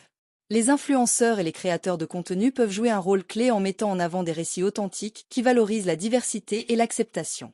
En cultivant une culture d'authenticité, nous pouvons contrer la tendance à la perfection souvent véhiculée sur ces plateformes. Pour récapituler, l'impact des réseaux sociaux sur la société moderne est complexe et nuancé. D'une part, ils offrent des opportunités sans précédent de connexion, d'accès à l'information et d'expression personnelle. D'autre part, ils présentent des défis considérables, notamment la désinformation, l'isolement social et les impacts négatifs sur la santé mentale. Pour naviguer efficacement dans ce paysage en constante évolution, il est essentiel de promouvoir l'éducation numérique, d'instaurer des pratiques de désintoxication et de cultiver l'authenticité. Dans ce contexte, chacun d'entre nous a un rôle à jouer. En prenant conscience des enjeux liés à l'utilisation des réseaux sociaux, nous pouvons agir de manière responsable, contribuer à un environnement en ligne plus sain et renforcer les liens qui nous unissent. L'avenir des réseaux sociaux dépendra de notre capacité à les utiliser comme des outils au service de l'humanité, plutôt que comme des barrières qui nous séparent. À nous de choisir le chemin que nous empruntons, en mettant l'accent sur la connexion, l'authenticité et le respect mutuel. Sujet numéro 9. Avant de commencer cet exercice, je vais vous expliquer une méthode simple pour en tirer le meilleur bénéfice. D'abord, je vous conseille de regarder la vidéo une première fois avec les sous-titres activés. Cela va vous aider à mieux comprendre le contenu, en faisant le lien entre ce que vous entendez et les mots écrits. Ensuite, regardez la vidéo une deuxième fois sans les sous-titres, pour vous concentrer uniquement sur l'écoute et renforcer votre compréhension auditive. Enfin, prenez un cahier et écrivez quelques phrases clés que vous avez retenues de l'épisode. Ce sera une bonne façon de consolider ce que vous avez appris tout en pratiquant l'écriture en français. En suivant cette méthode, vous verrez des progrès dans votre compréhension et votre capacité à vous exprimer en français. C'est parti! Le journalisme est souvent considéré comme le quatrième pouvoir, un pilier essentiel de la démocratie, chargé d'informer le public, d'éclairer l'opinion et de tenir les gouvernements responsables. Cependant, dans un monde où l'information circule à une vitesse fulgurante et où les attentes du public évoluent constamment, les journalistes se trouvent confrontés à une multitude de défis éthiques. De la nécessité de vérifier les faits à la gestion des conflits d'intérêts, en passant par la représentation des minorités et le traitement des sujets sensibles, la pratique du journalisme soulève des questions éthiques complexes. Face à ces enjeux, il devient crucial de se demander quels sont les défis éthiques rencontrés par les journalistes aujourd'hui, et comment peuvent-ils naviguer dans ce paysage turbulent tout en maintenant leur intégrité professionnelle. Pour répondre à cette problématique, nous examinerons d'abord les principales questions éthiques auxquelles les journalistes sont confrontés dans leur travail quotidien. Ensuite, nous analyserons l'impact des nouvelles technologies sur le journalisme et comment elles amplifient ces défis éthiques. Enfin, nous proposerons des pistes pour renforcer l'éthique journalistique et promouvoir une information de qualité. L'une des pierres angulaires du journalisme éthique est la vérification des faits. Dans un contexte où l'information peut être diffusée instantanément sur les réseaux sociaux, les journalistes font face à une pression croissante pour publier rapidement. Cette hâte peut compromettre la rigueur de la vérification des faits, augmentant ainsi le risque de propagation de fausses informations.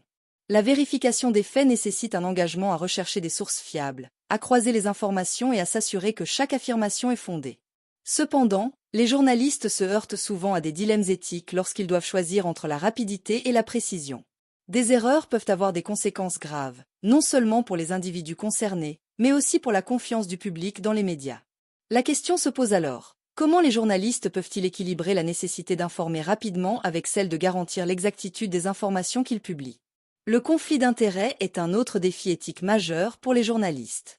Celui-ci se produit lorsque les intérêts personnels, financiers ou professionnels d'un journaliste peuvent influencer ses choix éditoriaux. Par exemple, un journaliste peut être amené à couvrir une entreprise dans laquelle il possède des actions, ce qui soulève des questions quant à son objectivité. Les conflits d'intérêts peuvent également se manifester dans des relations personnelles ou familiales. Un journaliste pourrait avoir des liens avec des personnes ou des organisations qu'il est censé couvrir.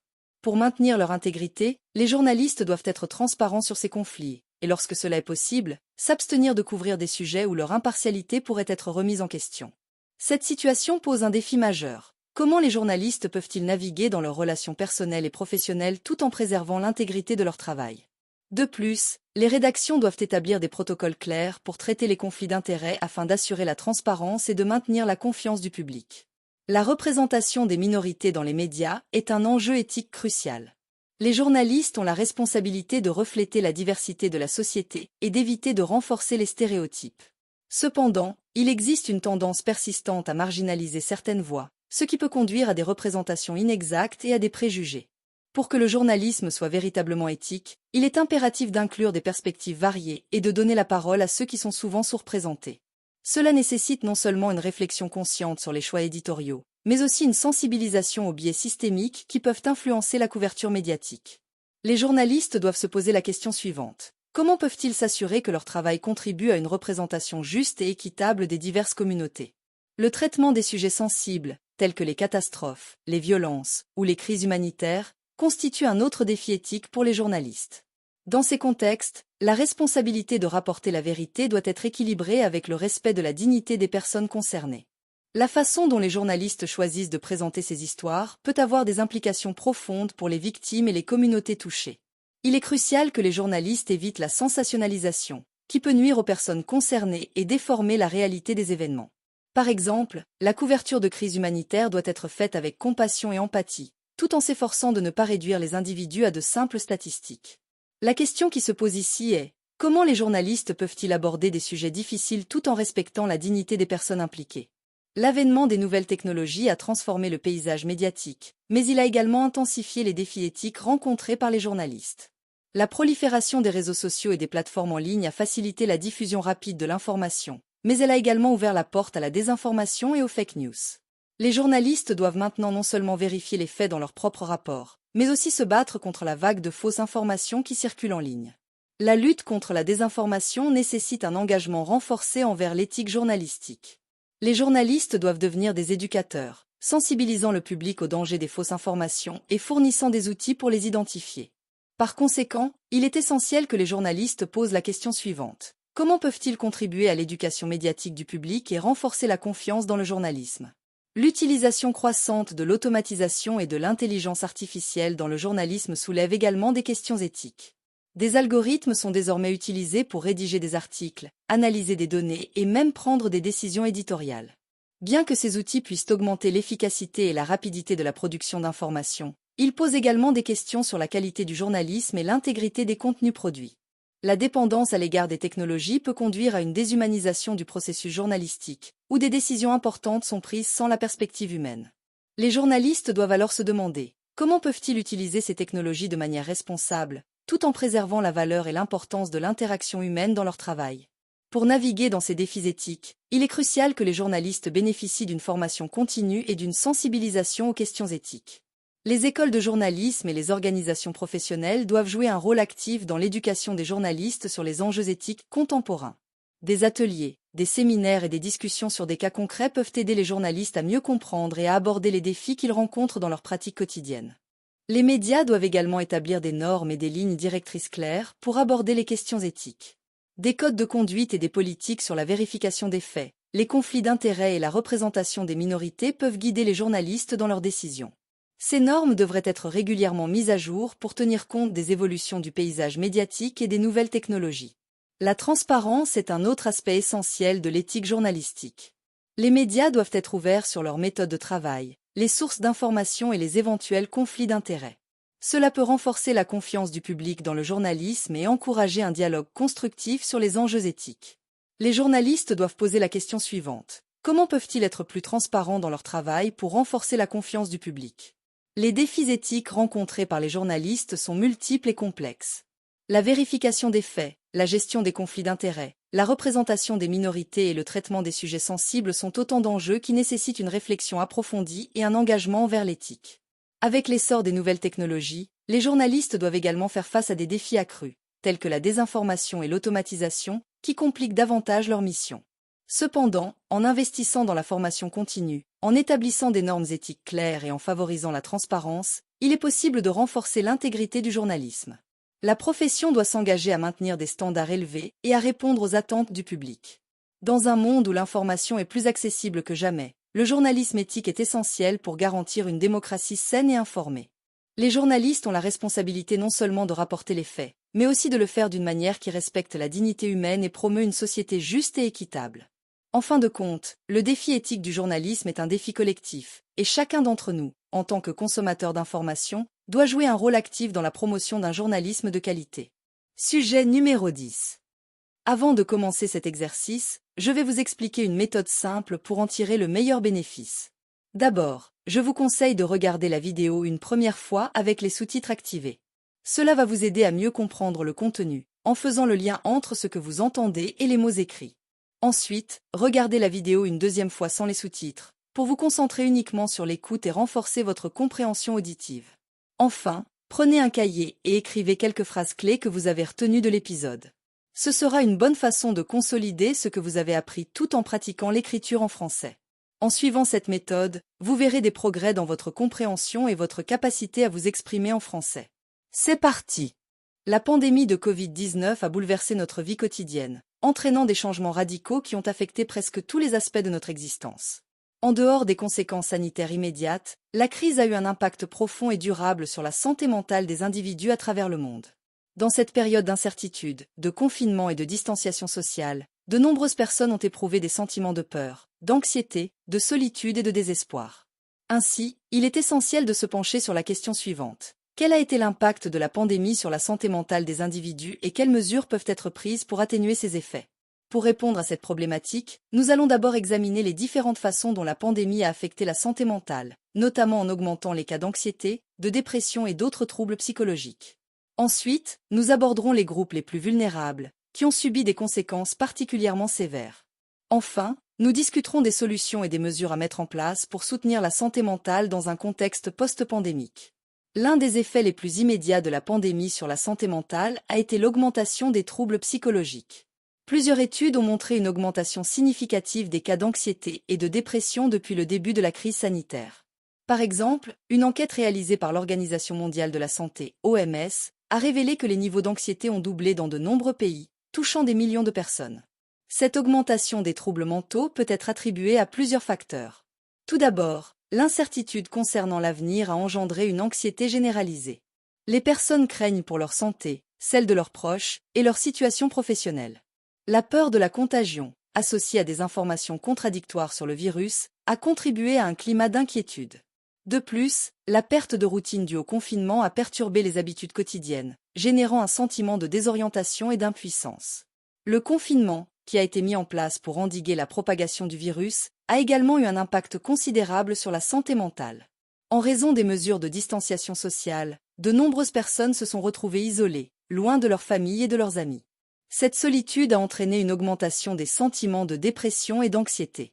Des études ont montré que les individus vivant seuls étaient particulièrement touchés par cette solitude, éprouvant des sentiments de tristesse et de désespoir. En outre, le confinement a également eu des effets néfastes sur les relations familiales. Les tensions au sein des ménages ont souvent augmenté en raison du stress et des frustrations accumulées. Les disputes familiales se sont intensifiées, et les familles ont dû faire face à des défis tels que le télétravail et l'école à domicile. Cette pression a exacerbé les troubles mentaux, particulièrement chez les parents qui jonglent entre leur travail et les responsabilités familiales.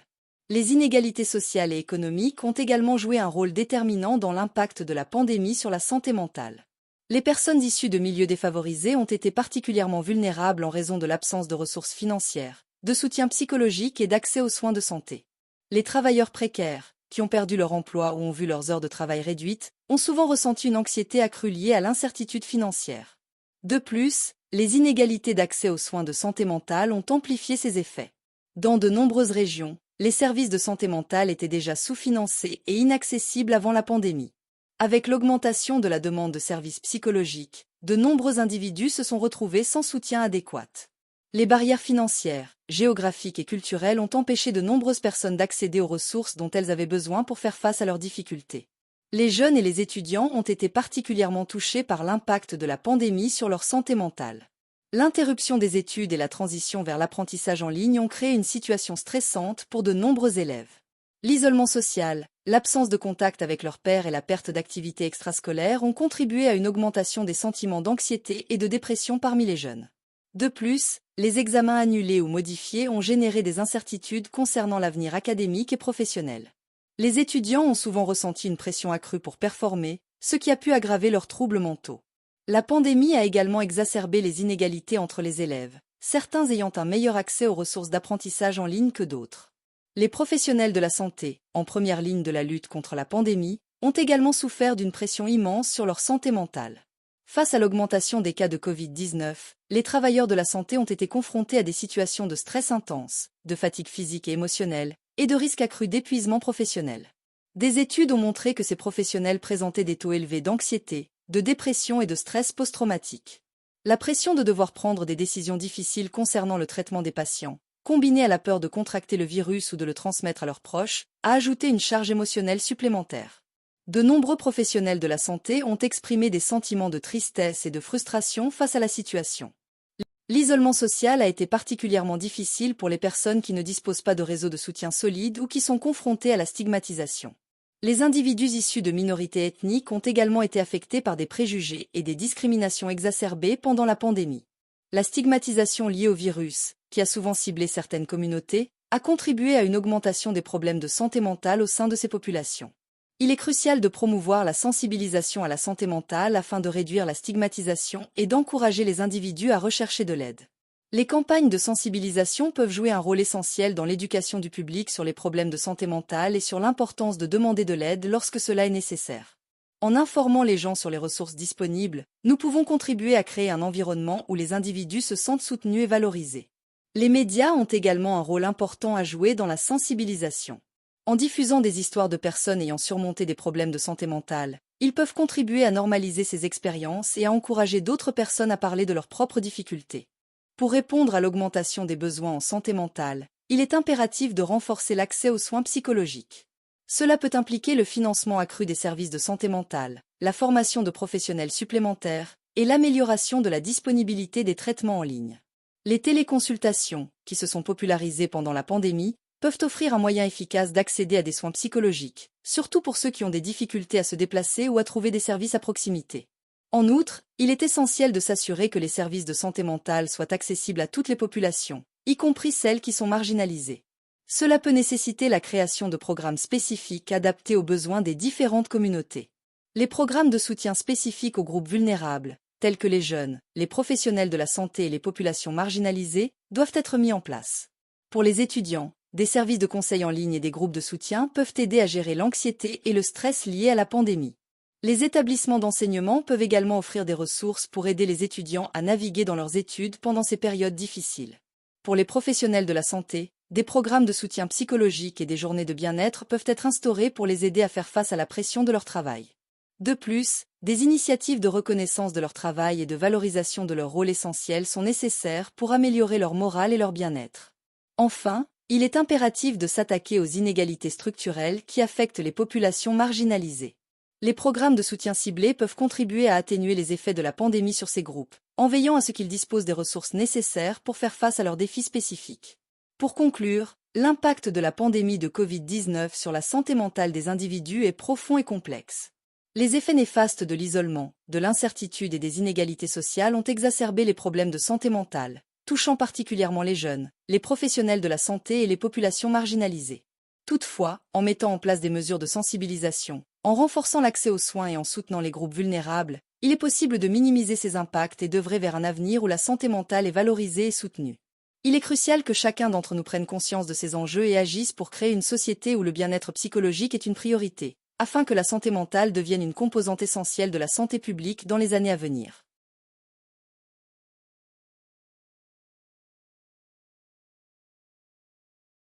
Sujet numéro 11. Avant de commencer cet exercice, je vais vous expliquer une méthode simple pour en tirer le meilleur bénéfice.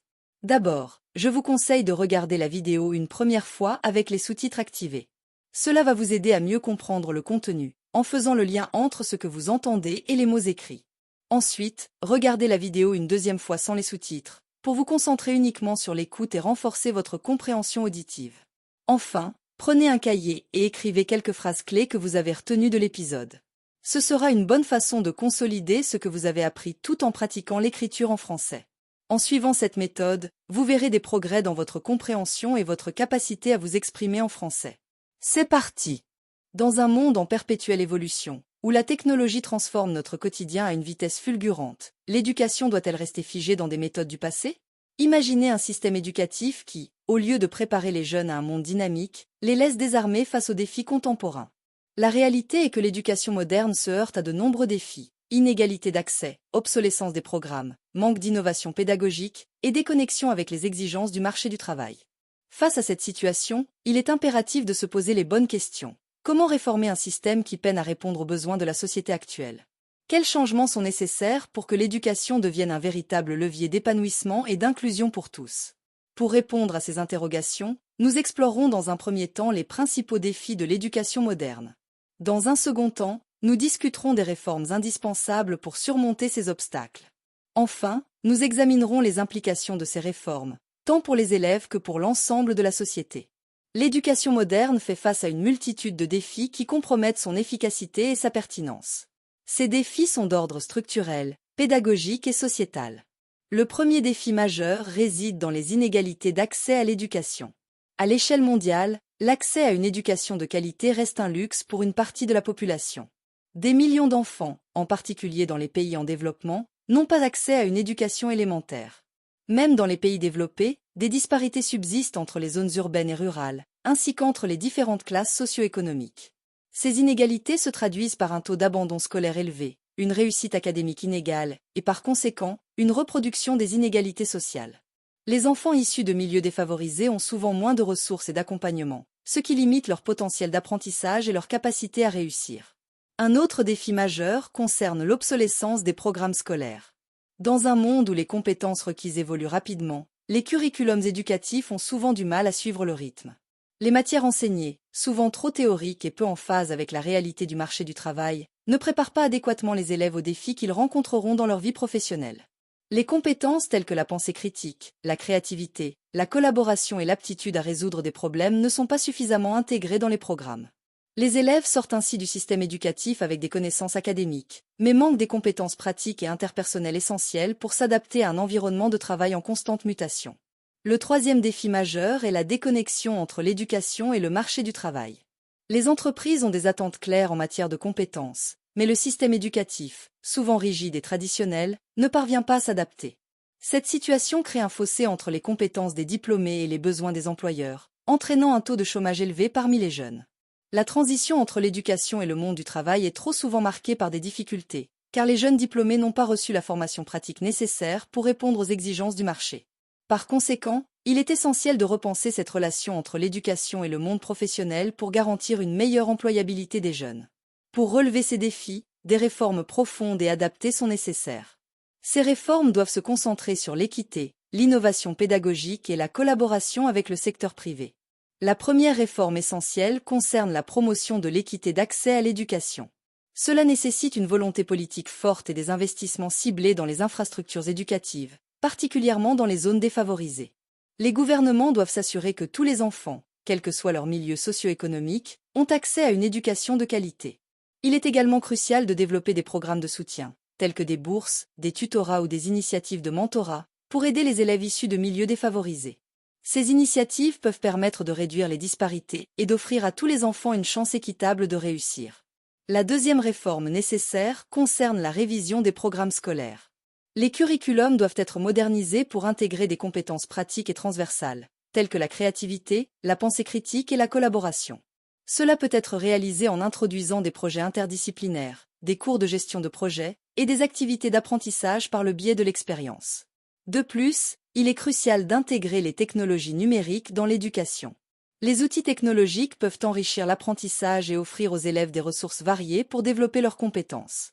L'éducation doit également inclure des formations sur l'utilisation éthique et responsable des technologies, afin de préparer les élèves à naviguer dans un monde numérique. Enfin, la collaboration entre le secteur éducatif et le secteur privé est essentielle pour garantir que l'éducation soit en phase avec les besoins du marché du travail. Les entreprises doivent être impliquées dans l'élaboration des programmes scolaires et des formations professionnelles.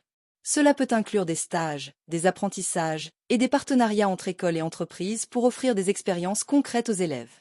En intégrant des professionnels du secteur dans le système éducatif, nous pouvons garantir que les compétences enseignées sont pertinentes et adaptées aux exigences actuelles du marché. Cela permettra également aux élèves de mieux comprendre le monde professionnel et d'établir des liens précieux pour leur future carrière. Les réformes proposées ont des implications bien plus larges que le seul système éducatif. Elles touchent à la cohésion sociale, à l'innovation et au développement économique. En promouvant l'équité d'accès à l'éducation, nous contribuons à construire une société plus équitable et inclusive. Chaque enfant mérite la possibilité de réaliser son potentiel, indépendamment de son origine sociale. Une éducation accessible à tous favorise l'égalité des chances et permet de réduire les inégalités sociales. Une société où l'éducation est un levier d'inclusion permettra de renforcer le tissu social et d'éviter la fragmentation. Les jeunes qui bénéficient d'une éducation de qualité seront mieux préparés à s'engager dans leur communauté et à participer activement à la vie citoyenne. Des programmes éducatifs modernisés et en adéquation avec le marché du travail auront également un impact positif sur l'innovation et la compétitivité. En formant des individus dotés de compétences variées et adaptés aux exigences du marché, nous favorisons l'émergence d'une main-d'œuvre qualifiée et prête à relever les défis de demain. Les entreprises bénéficieront de travailleurs plus compétents, capables de s'adapter rapidement aux changements. Cela stimulera également la création d'emplois et le développement économique, car les jeunes diplômés seront mieux équipés pour innover et créer de nouvelles entreprises. Les réformes éducatives peuvent encourager le développement d'une culture de l'apprentissage continu. Dans un monde en évolution rapide, il est essentiel que les individus soient ouverts à l'apprentissage tout au long de leur vie. En intégrant des compétences pratiques et des expériences réelles dans l'éducation, nous préparons les élèves à s'adapter aux changements et à continuer à se former tout au long de leur carrière. Cette culture de l'apprentissage continu sera bénéfique non seulement pour les individus, mais aussi pour la société dans son ensemble. Elle favorisera l'innovation, la résilience et la capacité d'adaptation face aux défis futurs. Pour récapituler, les défis de l'éducation moderne sont réels et multiples. Cependant, des réformes ciblées et ambitieuses peuvent transformer ce système en un levier d'épanouissement et d'inclusion pour tous. Promouvoir l'équité d'accès, réformer les programmes scolaires et renforcer la collaboration avec le secteur privé sont autant de pistes à explorer pour garantir une éducation pertinente et adaptée aux exigences du monde actuel. Il est de notre responsabilité collective, en tant que citoyens, éducateurs et décideurs, de soutenir ces réformes et de s'engager activement dans la transformation du système éducatif. Une éducation de qualité est la clé pour construire une société plus juste, plus innovante et plus résiliente. Chers auditeurs, je vous invite à réfléchir à votre propre parcours éducatif. Quels défis avez-vous rencontrés? Quelles réformes souhaiteriez-vous voir mises en place? Partagez vos idées, vos expériences et vos suggestions. N'oubliez pas de partager cette réflexion, d'en discuter autour de vous, et de vous engager dans cette noble cause qu'est l'éducation. Sujet numéro 12. Avant de commencer cet exercice, je vais vous expliquer une méthode simple pour en tirer le meilleur bénéfice. D'abord, je vous conseille de regarder la vidéo une première fois avec les sous-titres activés. Cela va vous aider à mieux comprendre le contenu, en faisant le lien entre ce que vous entendez et les mots écrits. Ensuite, regardez la vidéo une deuxième fois sans les sous-titres, pour vous concentrer uniquement sur l'écoute et renforcer votre compréhension auditive. Enfin, prenez un cahier et écrivez quelques phrases clés que vous avez retenues de l'épisode. Ce sera une bonne façon de consolider ce que vous avez appris tout en pratiquant l'écriture en français. En suivant cette méthode, vous verrez des progrès dans votre compréhension et votre capacité à vous exprimer en français. C'est parti! Imaginez un jardin où poussent des fleurs de toutes les couleurs, de toutes les formes, exhalant des parfums variés. Ce jardin serait-il aussi beau s'il n'était constitué que d'une seule espèce de fleurs, d'une seule couleur? Probablement pas. De la même manière, notre société est enrichie par la diversité des cultures, des langues, des traditions et des modes de vie qui coexistent en son sein. À une époque où les frontières s'effacent, où les voyages, les migrations et les échanges sont de plus en plus fréquents, la diversité culturelle est devenue une réalité incontournable de notre quotidien. Pourtant, la cohabitation de cultures différentes ne va pas toujours de soi. Les différences peuvent parfois engendrer des incompréhensions, des tensions, voire des conflits. Dans ce contexte, il est légitime de se demander en quoi la diversité culturelle représente-t-elle une richesse pour la société? Quels sont les bénéfices réels de cette mosaïque de cultures, de langues et de traditions? Afin de répondre à ces interrogations, je me propose d'analyser les avantages que la diversité culturelle apporte à la société. Dans un premier temps, nous verrons comment elle enrichit le tissu social en encourageant l'échange et l'apprentissage mutuel. Ensuite, nous aborderons son rôle crucial dans l'innovation et le développement économique. Enfin, nous conclurons en montrant comment la diversité culturelle favorise l'ouverture d'esprit et la tolérance, des valeurs essentielles pour construire un monde plus juste et plus solidaire. La première dimension des bénéfices de la diversité culturelle se situe au niveau de l'enrichissement social. Vivre dans une société multiculturelle, c'est avant tout avoir l'opportunité d'entrer en contact avec des traditions, des croyances et des modes de vie différents des nôtres. Cette interaction a des effets profondément positifs sur le tissu social. La diversité culturelle crée un terrain fertile pour l'échange et l'apprentissage mutuel.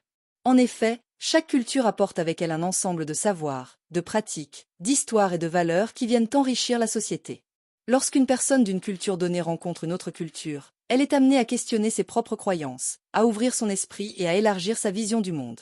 Par exemple, dans une société multiculturelle, nous avons la possibilité d'apprendre de nouvelles langues, de découvrir des cuisines variées, de participer à des fêtes et à des cérémonies différentes. Cet enrichissement, loin d'être purement intellectuel, touche à toutes les facettes de la vie quotidienne. Il permet à chacun de s'ouvrir à d'autres façons de voir le monde, de résoudre des problèmes ou de célébrer les moments importants de la vie. Prenons l'exemple de la cuisine. Dans de nombreux pays, des plats d'origine étrangère sont devenus partie intégrante de la gastronomie nationale. Les sushis au Japon, les tacos au Mexique, les pizzas en Italie. En France, le couscous, plat originaire d'Afrique du Nord, est aujourd'hui l'un des plats préférés des Français. Ce brassage culinaire n'est qu'un reflet de la manière dont la diversité culturelle peut enrichir notre quotidien. Paradoxalement, la diversité culturelle, loin de diviser, a le potentiel de renforcer la cohésion sociale. En effet, lorsque des personnes de cultures différentes travaillent, vivent ou étudient ensemble, elles développent une compréhension et un respect mutuel. Cette compréhension mutuelle favorise le dialogue, la tolérance et la solidarité. De plus, la reconnaissance et la valorisation de la diversité permettent à chacun de se sentir accepté et valorisé pour ce qu'il est. Cela crée un sentiment d'appartenance à une communauté plus large, où chaque individu, quelles que soient ses origines, a sa place. C'est ainsi que des quartiers ou des villes multiculturelles, comme Montréal, Londres ou New York, sont souvent perçus comme des modèles d'intégration, des lieux où la diversité est célébrée et où le vivre ensemble est une réalité quotidienne. Outre l'enrichissement social, la diversité culturelle est également un puissant moteur d'innovation et un facteur clé de développement économique. Dans un monde globalisé et compétitif, la capacité à innover est essentielle pour rester à la pointe, et c'est précisément là que la diversité culturelle peut jouer un rôle déterminant. Une société multiculturelle est un creuset d'idées et de perspectives différentes. Lorsqu'on réunit des individus issus de cultures variées, on favorise la diversité des points de vue et des approches. Cela stimule la créativité, car chaque personne apporte avec elle un bagage culturel unique, des expériences et des manières de penser différentes. Les entreprises qui encouragent la diversité culturelle dans leurs équipes constatent souvent une augmentation de leur capacité à innover. Des études ont montré que les équipes multiculturelles sont plus à même de proposer des solutions innovantes à des problèmes complexes, car elles sont capables de penser en dehors des sentiers battus et d'intégrer des approches variées. Un exemple emblématique est celui de Google, qui valorise la diversité de ses employés et en tire profit pour développer des produits et services adaptés à un public international. La diversité culturelle contribue également à la croissance économique. Les villes ou les pays qui embrassent la diversité sont souvent perçus comme des lieux attractifs, où il fait bon vivre et travailler. Cette attractivité attire des talents du monde entier, qui viennent enrichir le tissu économique local. Prenons l'exemple de la Silicon Valley aux États-Unis. Ce lieu, véritable épicentre de l'innovation technologique, doit son succès en grande partie à sa capacité à attirer des talents du monde entier. Des entrepreneurs, des ingénieurs et des chercheurs de cultures variées ont apporté leurs compétences et leurs idées, contribuant à faire de la Silicon Valley le berceau de nombreuses entreprises à succès. Enfin, il ne faut pas négliger l'impact économique direct de la diversité culturelle. Le tourisme, par exemple, bénéficie largement de l'attrait exercé par les cultures variées. Des villes comme Marrakech, Istanbul ou Rio de Janeiro attirent chaque année des millions de visiteurs venus découvrir la richesse culturelle de ces lieux, générant ainsi des revenus considérables. Au-delà des bénéfices sociaux et économiques, la diversité culturelle joue un rôle fondamental dans la promotion de l'ouverture d'esprit et de la tolérance au sein de la société. Vivre dans une société multiculturelle nous confronte à la réalité des différences. Cela nous oblige à sortir de notre zone de confort, à questionner nos stéréotypes et à apprendre à accepter l'autre dans sa singularité. En côtoyant des personnes d'origine, de religion ou de mode de vie différents, nous devenons plus tolérants et plus empathiques. La diversité culturelle nous apprend que la différence n'est pas une menace, mais une opportunité de grandir et de nous enrichir.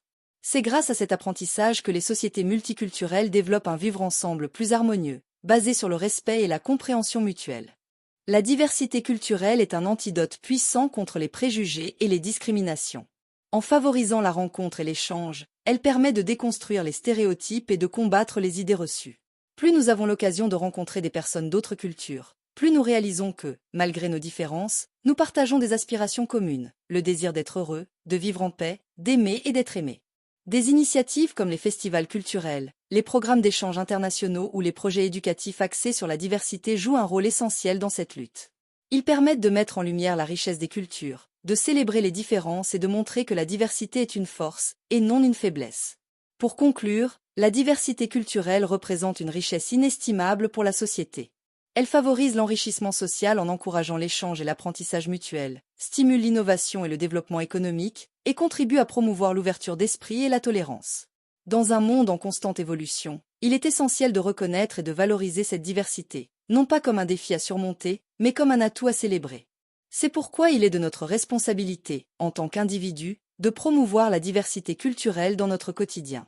Que ce soit en s'ouvrant à de nouvelles expériences, en découvrant d'autres cultures, ou en combattant les préjugés, nous avons tous un rôle à jouer dans la construction d'une société plus inclusive et plus tolérante. Alors, chers auditeurs, qu'attendons-nous pour agir pour promouvoir la diversité culturelle autour de nous?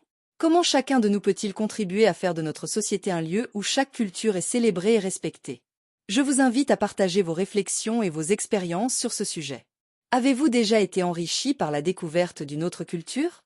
Comment pensez-vous que nous pourrions tous œuvrer pour un monde plus tolérant et ouvert? Partageons nos idées et engageons la conversation. Et surtout, n'oubliez pas de vous abonner et de partager ce monologue avec ceux qui pourraient bénéficier de cette réflexion. Sujet numéro 13. Avant de commencer cet exercice, je vais vous expliquer une méthode simple pour en tirer le meilleur bénéfice. D'abord, je vous conseille de regarder la vidéo une première fois avec les sous-titres activés. Cela va vous aider à mieux comprendre le contenu, en faisant le lien entre ce que vous entendez et les mots écrits. Ensuite, regardez la vidéo une deuxième fois sans les sous-titres, pour vous concentrer uniquement sur l'écoute et renforcer votre compréhension auditive. Enfin, prenez un cahier et écrivez quelques phrases clés que vous avez retenues de l'épisode. Ce sera une bonne façon de consolider ce que vous avez appris tout en pratiquant l'écriture en français. En suivant cette méthode, vous verrez des progrès dans votre compréhension et votre capacité à vous exprimer en français. C'est parti! Dans notre monde contemporain, les médias et le pouvoir politique sont devenus des forces inséparables, entretenant une relation complexe, parfois amicale, parfois antagoniste, mais toujours d'une importance cruciale pour le fonctionnement de nos sociétés. Avec l'explosion des technologies de l'information et la transformation numérique, cette relation est devenue encore plus incontournable, influençant les processus démocratiques, les élections et le façonnement de l'opinion publique. La question qui se pose alors est la suivante. Cette relation entre médias et pouvoir politique est-elle un atout pour la démocratie ou un obstacle qui limite notre capacité à exercer un jugement éclairé? Le rôle des médias dans notre société dépasse largement la simple transmission d'informations. Ils ont le pouvoir de construire des récits, d'amplifier des messages, de mobiliser les masses et même de renverser des gouvernements. Mais lorsqu'ils se trouvent sous l'influence directe ou indirecte du pouvoir politique, leur mission de contre-pouvoir est mise en péril. Nous devons alors nous interroger sur les implications de cette relation. Comment les médias exercent-ils leur influence sur le pouvoir politique? À quel point le pouvoir politique tente-t-il de manipuler ou de contrôler les médias? Et comment la révolution numérique modifie-t-elle ces dynamiques? Pour approfondir ce sujet, nous aborderons 3 axes majeurs: l'importance des médias en tant que contre-pouvoir indispensable dans nos démocraties modernes, les méthodes par lesquelles le pouvoir politique cherche à exercer une influence sur les médias, et enfin, les défis actuels liés à l'ère numérique et leur impact sur cette relation. Au sein d'une démocratie saine, les médias ont pour mission de jouer un rôle de chien de garde ou de sentinelle, en surveillant les actions des responsables politiques et en informant la population des décisions qui les concernent. C'est par ce rôle de contre-pouvoir que les médias contribuent à maintenir l'équilibre des forces et à empêcher les abus de pouvoir. L'une des fonctions les plus importantes des médias est leur capacité à mener des enquêtes approfondies et à exposer des faits que les détenteurs du pouvoir préféreraient garder secrets. Les exemples ne manquent pas à travers l'histoire, des révélations des Pentagon Papers sur la guerre du Vietnam, qui ont mis en lumière les mensonges de l'administration américaine, à celles des Panama Papers, qui ont dévoilé les systèmes de fraude fiscale à l'échelle mondiale impliquant des personnalités influentes. Les médias ont joué un rôle crucial dans la mise à nu des dérives du pouvoir. Cet aspect de l'investigation journalistique démontre à quel point les médias peuvent influencer les décisions politiques et orienter le débat public.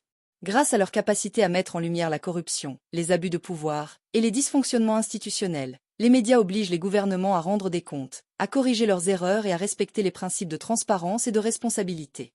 En diffusant des informations, des analyses, des reportages et des débats, les médias contribuent à la formation de l'opinion publique. Ils permettent aux citoyens d'accéder à des points de vue diversifiés, favorisant ainsi un débat pluraliste et éclairé. Dans un contexte où le pouvoir politique cherche parfois à imposer une vision unilatérale de la réalité, les médias ont la responsabilité de présenter des perspectives variées et d'offrir un espace d'expression à l'ensemble des voix de la société. C'est notamment grâce aux médias que des mouvements sociaux ont pu émerger et gagner en visibilité, que ce soit le mouvement des droits civiques aux États-Unis, le printemps arabe, ou plus récemment le mouvement #MeToo. Les médias ont permis de donner une voix à des populations marginalisées, de mettre en lumière des injustices, et de susciter des prises de conscience à l'échelle internationale.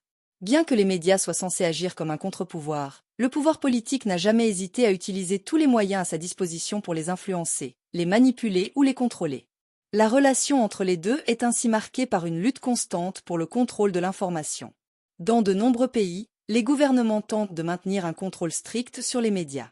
Les dictatures, en particulier, utilisent la censure, l'intimidation, l'emprisonnement des journalistes et le monopole de l'information pour s'assurer que leur version des faits est la seule diffusée. Par exemple, en Chine ou en Russie, les médias indépendants sont fortement réprimés, et la diffusion de toute critique à l'égard du pouvoir est interdite. Ce contrôle direct des médias permet aux régimes autoritaires de modeler la réalité et d'imposer leur vision du monde à la population. Dans les démocraties, l'influence du pouvoir politique sur les médias est plus subtile mais tout aussi pernicieuse. Les responsables politiques cherchent souvent à contrôler le récit médiatique à travers diverses stratégies, telles que l'organisation de conférences de presse, la sélection de journalistes complaisants, la diffusion de communiqués bien préparés, ou encore la mise en place de spin doctors, chargés de modeler l'information. Les partenariats financiers entre les médias et les grandes entreprises, qui ont souvent des intérêts politiques, constituent également un vecteur d'influence. Lorsque les médias dépendent de la publicité ou des financements de groupes industriels liés au pouvoir politique, ils peuvent être tentés de censurer les informations qui pourraient nuire à ces intérêts. Avec l'avènement d'Internet et des réseaux sociaux, la relation entre les médias et le pouvoir politique a été profondément transformée. Ces nouvelles plateformes ont bouleversé les modes de communication traditionnels, créant des opportunités et des défis pour les médias et les acteurs politiques. Les réseaux sociaux ont permis aux citoyens de s'informer, de s'exprimer et d'échanger directement, sans passer par les filtres des médias traditionnels. Ce phénomène a contribué à démocratiser l'accès à l'information et à donner une voix à ceux qui étaient auparavant exclus du débat public. Il est désormais possible de voir émerger des mouvements de protestation en ligne, de lancer des pétitions ou de dénoncer des injustices en quelques clics. Cependant, cette démocratisation a aussi ses revers. Les réseaux sociaux sont devenus des terrains fertiles pour la diffusion de fausses informations, la manipulation de l'opinion et la polarisation des débats. Le pouvoir politique n'a pas tardé à comprendre l'importance de ces plateformes et à les utiliser pour influencer les citoyens de manière plus directe et parfois plus insidieuse. À l'ère du numérique, les médias traditionnels sont confrontés à un défi majeur, celui de capter l'attention dans un océan d'informations. L'abondance de contenus disponibles en ligne a entraîné une baisse de la qualité de l'information, où les médias, pour survivre, sont souvent tentés de privilégier le sensationnalisme et les clics, plutôt que l'investigation et la profondeur. Cette course à l'audience menace la capacité des médias à jouer pleinement leur rôle de contre-pouvoir. En conclusion, La relation entre les médias et le pouvoir politique est un élément central dans le fonctionnement de nos démocraties. D'un côté, les médias ont le pouvoir d'informer, de dénoncer et de contribuer à la transparence et à la responsabilisation des dirigeants. De l'autre, ils sont confrontés à des tentatives de contrôle et d'influence qui menacent leur indépendance et leur crédibilité.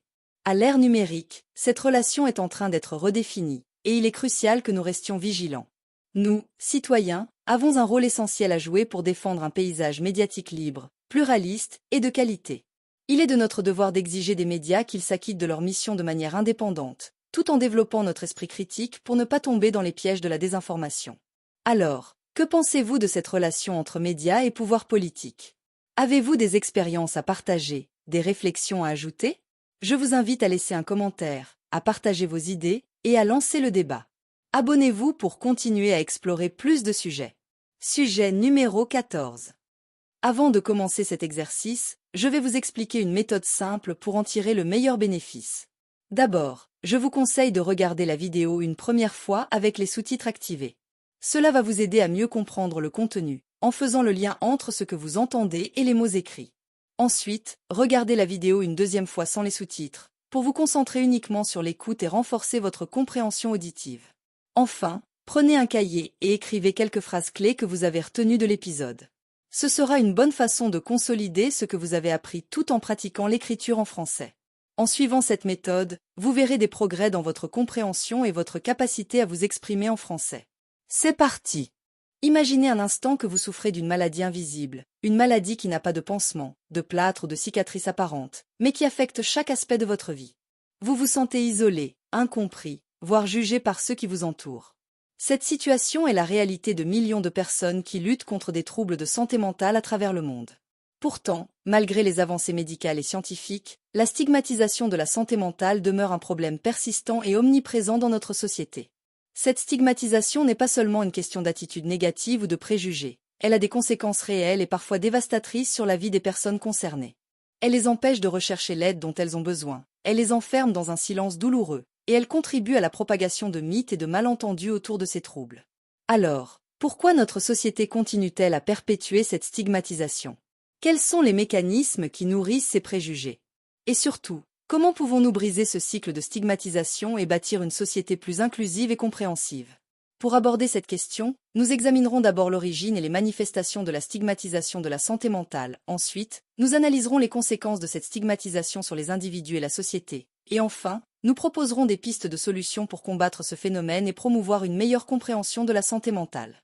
La stigmatisation de la santé mentale n'est pas un phénomène nouveau. Elle trouve ses racines dans l'histoire, la culture et les attitudes sociales. Pour comprendre comment cette stigmatisation persiste de nos jours, il est crucial de remonter à ses origines et de saisir comment elle se manifeste dans notre société moderne. Les troubles de santé mentale ont longtemps été associés à la sorcellerie, à la possession démoniaque ou encore à des malédictions. Dans de nombreuses cultures, les personnes souffrant de troubles mentaux étaient considérées comme dangereuses, imprévisibles ou inférieures. Ces croyances ont conduit à l'isolement, à la marginalisation et, dans certains cas, à l'enfermement de ces individus dans des asiles ou des institutions. Au cours des siècles, ces perceptions ont évolué, mais elles continuent d'influencer notre vision contemporaine de la santé mentale. Bien que la science ait démontré que les troubles mentaux résultent de facteurs biologiques, psychologiques et sociocomplexes, les stéréotypes hérités du passé persistent, nourrissant l'idée que ces troubles sont une forme de faiblesse ou de manque de volonté. La stigmatisation de la santé mentale se manifeste de diverses manières, à la fois sur le plan individuel et collectif. Les personnes souffrant de troubles mentaux sont souvent perçues comme dangereuses, irresponsables ou incapables de mener une vie normale. Ces stéréotypes sont véhiculés par les médias, les films et même les discours politiques, renforçant l'idée que les personnes atteintes de maladies mentales sont différentes ou anormales. La stigmatisation se traduit également par des comportements discriminatoires dans divers domaines de la vie quotidienne. Par exemple, sur le lieu de travail, les personnes atteintes de troubles mentaux sont souvent confrontées à des préjugés lors des processus de recrutement ou d'évolution de carrière. Elles peuvent également être victimes de rejet social, de harcèlement ou d'exclusion. En raison de la stigmatisation, de nombreuses personnes souffrant de troubles mentaux intériorisent les stéréotypes négatifs et commencent à se percevoir de manière négative. Elles peuvent alors ressentir de la honte, de la culpabilité ou un sentiment d'échec, ce qui les empêche de demander de l'aide ou de parler ouvertement de leurs souffrances. La stigmatisation de la santé mentale a des effets dévastateurs, non seulement sur les individus qui en souffrent, mais également sur l'ensemble de la société. Il est donc essentiel de comprendre l'ampleur de ces conséquences pour mesurer l'importance de combattre ce phénomène. L'un des premiers effets de la stigmatisation est l'isolement. Les personnes souffrant de troubles mentaux ont souvent peur d'être jugées ou rejetées si elles révèlent leurs conditions. Par conséquent, elles se replient sur elles-mêmes, évitent de parler de leur maladie et limitent leurs interactions sociales. Cet isolement peut aggraver leur état de santé mentale, créant un cercle vicieux. La stigmatisation est l'un des principaux obstacles à la recherche d'un soutien professionnel. Beaucoup de personnes hésitent à consulter un psychologue ou un psychiatre de peur d'être perçues comme faibles ou folles. En conséquence, de nombreuses personnes ne reçoivent pas le traitement dont elles ont besoin, ce qui peut entraîner une aggravation de leurs symptômes, voire des conséquences fatales comme le suicide. L'autostigmatisation conduit souvent à une baisse de l'estime de soi et à un sentiment de honte. Les individus en viennent à croire qu'ils ne méritent pas d'être aidés ou qu'ils sont responsables de leurs conditions, ce qui les empêche de se soigner ou d'entreprendre des actions positives pour améliorer leur situation. La stigmatisation de la santé mentale représente un fardeau économique considérable, avec des répercussions notables sur la productivité et les coûts de soins. En dissuadant les individus de rechercher l'aide nécessaire, cette stigmatisation entraîne une augmentation des dépenses liées aux soins de santé, tout en aggravant l'absentéisme et la perte de productivité au travail. Selon l'Organisation mondiale de la santé, OMS, les troubles de santé mentale figurent parmi les principales causes de perte de productivité à l'échelle mondiale, coûtant des milliards de dollars chaque année à l'économie mondiale. De plus, cette stigmatisation maintient une société mal informée. Les stéréotypes et les idées fausses circulent largement, alimentant la peur et l'incompréhension des troubles mentaux. Cela limite non seulement la capacité des individus à parler ouvertement de leurs difficultés, mais entrave également l'élaboration de politiques publiques efficaces visant à soutenir les personnes touchées. Enfin, en stigmatisant ceux qui souffrent de troubles mentaux, nous perdons des talents précieux. De nombreuses personnes, malgré leurs défis, possèdent des compétences et des aptitudes significatives qui pourraient enrichir notre communauté. Malheureusement, en raison des préjugés associés à leur état de santé, elles se voient souvent refuser des opportunités qui pourraient bénéficier à la société dans son ensemble. Enfin, la stigmatisation de la santé mentale n'affecte pas seulement les individus concernés, mais pèse également lourdement sur l'économie et le potentiel humain. Face à l'ampleur de la stigmatisation de la santé mentale, il est impératif d'adopter des mesures à plusieurs niveaux pour engendrer un changement réel et durable. Éduquer dès le plus jeune âge est crucial. En intégrant des programmes d'éducation à la santé mentale dans les écoles, nous pouvons enseigner aux jeunes la nature des troubles mentaux, les sensibiliser à l'empathie et leur donner les outils nécessaires pour soutenir ceux qui en souffrent. Cette approche aide à normaliser la santé mentale et à briser les préjugés dès l'enfance. Les campagnes de sensibilisation jouent également un rôle vital. Menées par des ONG, des gouvernements ou des personnalités publiques, ces initiatives peuvent démystifier les troubles mentaux. En partageant des témoignages de personnes ayant surmonté des défis liés à la santé mentale, et en diffusant des informations factuelles, ces campagnes encouragent le dialogue et contribuent à changer les mentalités. Faciliter l'accès aux soins de santé mentale est essentiel.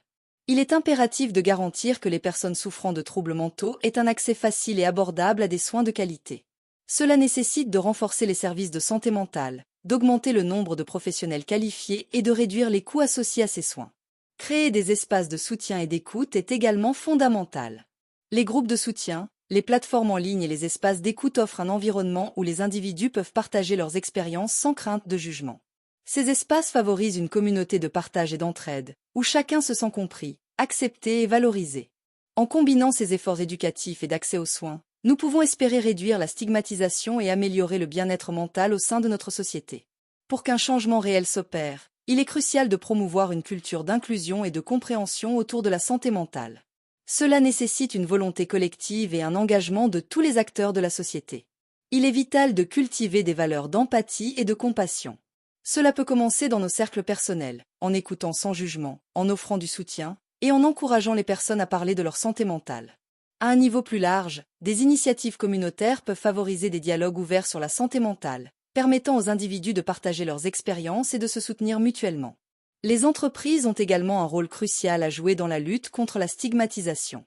En créant des environnements de travail favorables à la santé mentale, elles peuvent non seulement améliorer le bien-être de leurs employés, mais aussi contribuer à changer les attitudes sociétales. L'instauration de politiques de soutien, tels que des congés de maladie flexibles et des programmes d'assistance aux employés, est essentielle. Ces mesures permettent aux employés de se sentir en sécurité pour parler de leurs problèmes de santé mentale, sans craindre de répercussions. En offrant un environnement où la santé mentale est valorisée, les entreprises peuvent encourager une culture d'ouverture et de compréhension. Former les managers et les équipes aux questions de santé mentale est également fondamental pour réduire la stigmatisation. En leur fournissant des outils pour reconnaître les signes de détresse chez leurs collègues et pour offrir un soutien approprié, on favorise une culture d'acceptation et d'empathie. Ces formations peuvent aider à établir des relations de travail plus solides et à créer un environnement où chacun se sent valorisé et compris. En intégrant ces approches, les entreprises peuvent non seulement soutenir leurs employés, mais aussi devenir des acteurs clés dans la transformation des perceptions sociétales autour de la santé mentale. La stigmatisation de la santé mentale est un défi complexe qui touche non seulement les individus, mais également l'ensemble de notre société. Pour avancer vers une société où la santé mentale est perçue de manière positive et où chacun se sent libre de demander de l'aide, nous devons tous nous engager à combattre cette stigmatisation. Il est temps d'élever nos voix pour changer les mentalités, d'éduquer les jeunes générations et de créer des espaces de dialogue. Nous avons tous un rôle à jouer, que ce soit en parlant de notre propre expérience, en soutenant des campagnes de sensibilisation ou en promouvant des environnements de travail inclusifs. Alors, comment pouvez-vous contribuer à ce changement?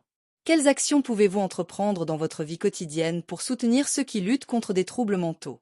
Je vous invite à partager vos réflexions, à commenter ci-dessous, et à vous engager à faire de la santé mentale une priorité dans vos conversations et vos actions.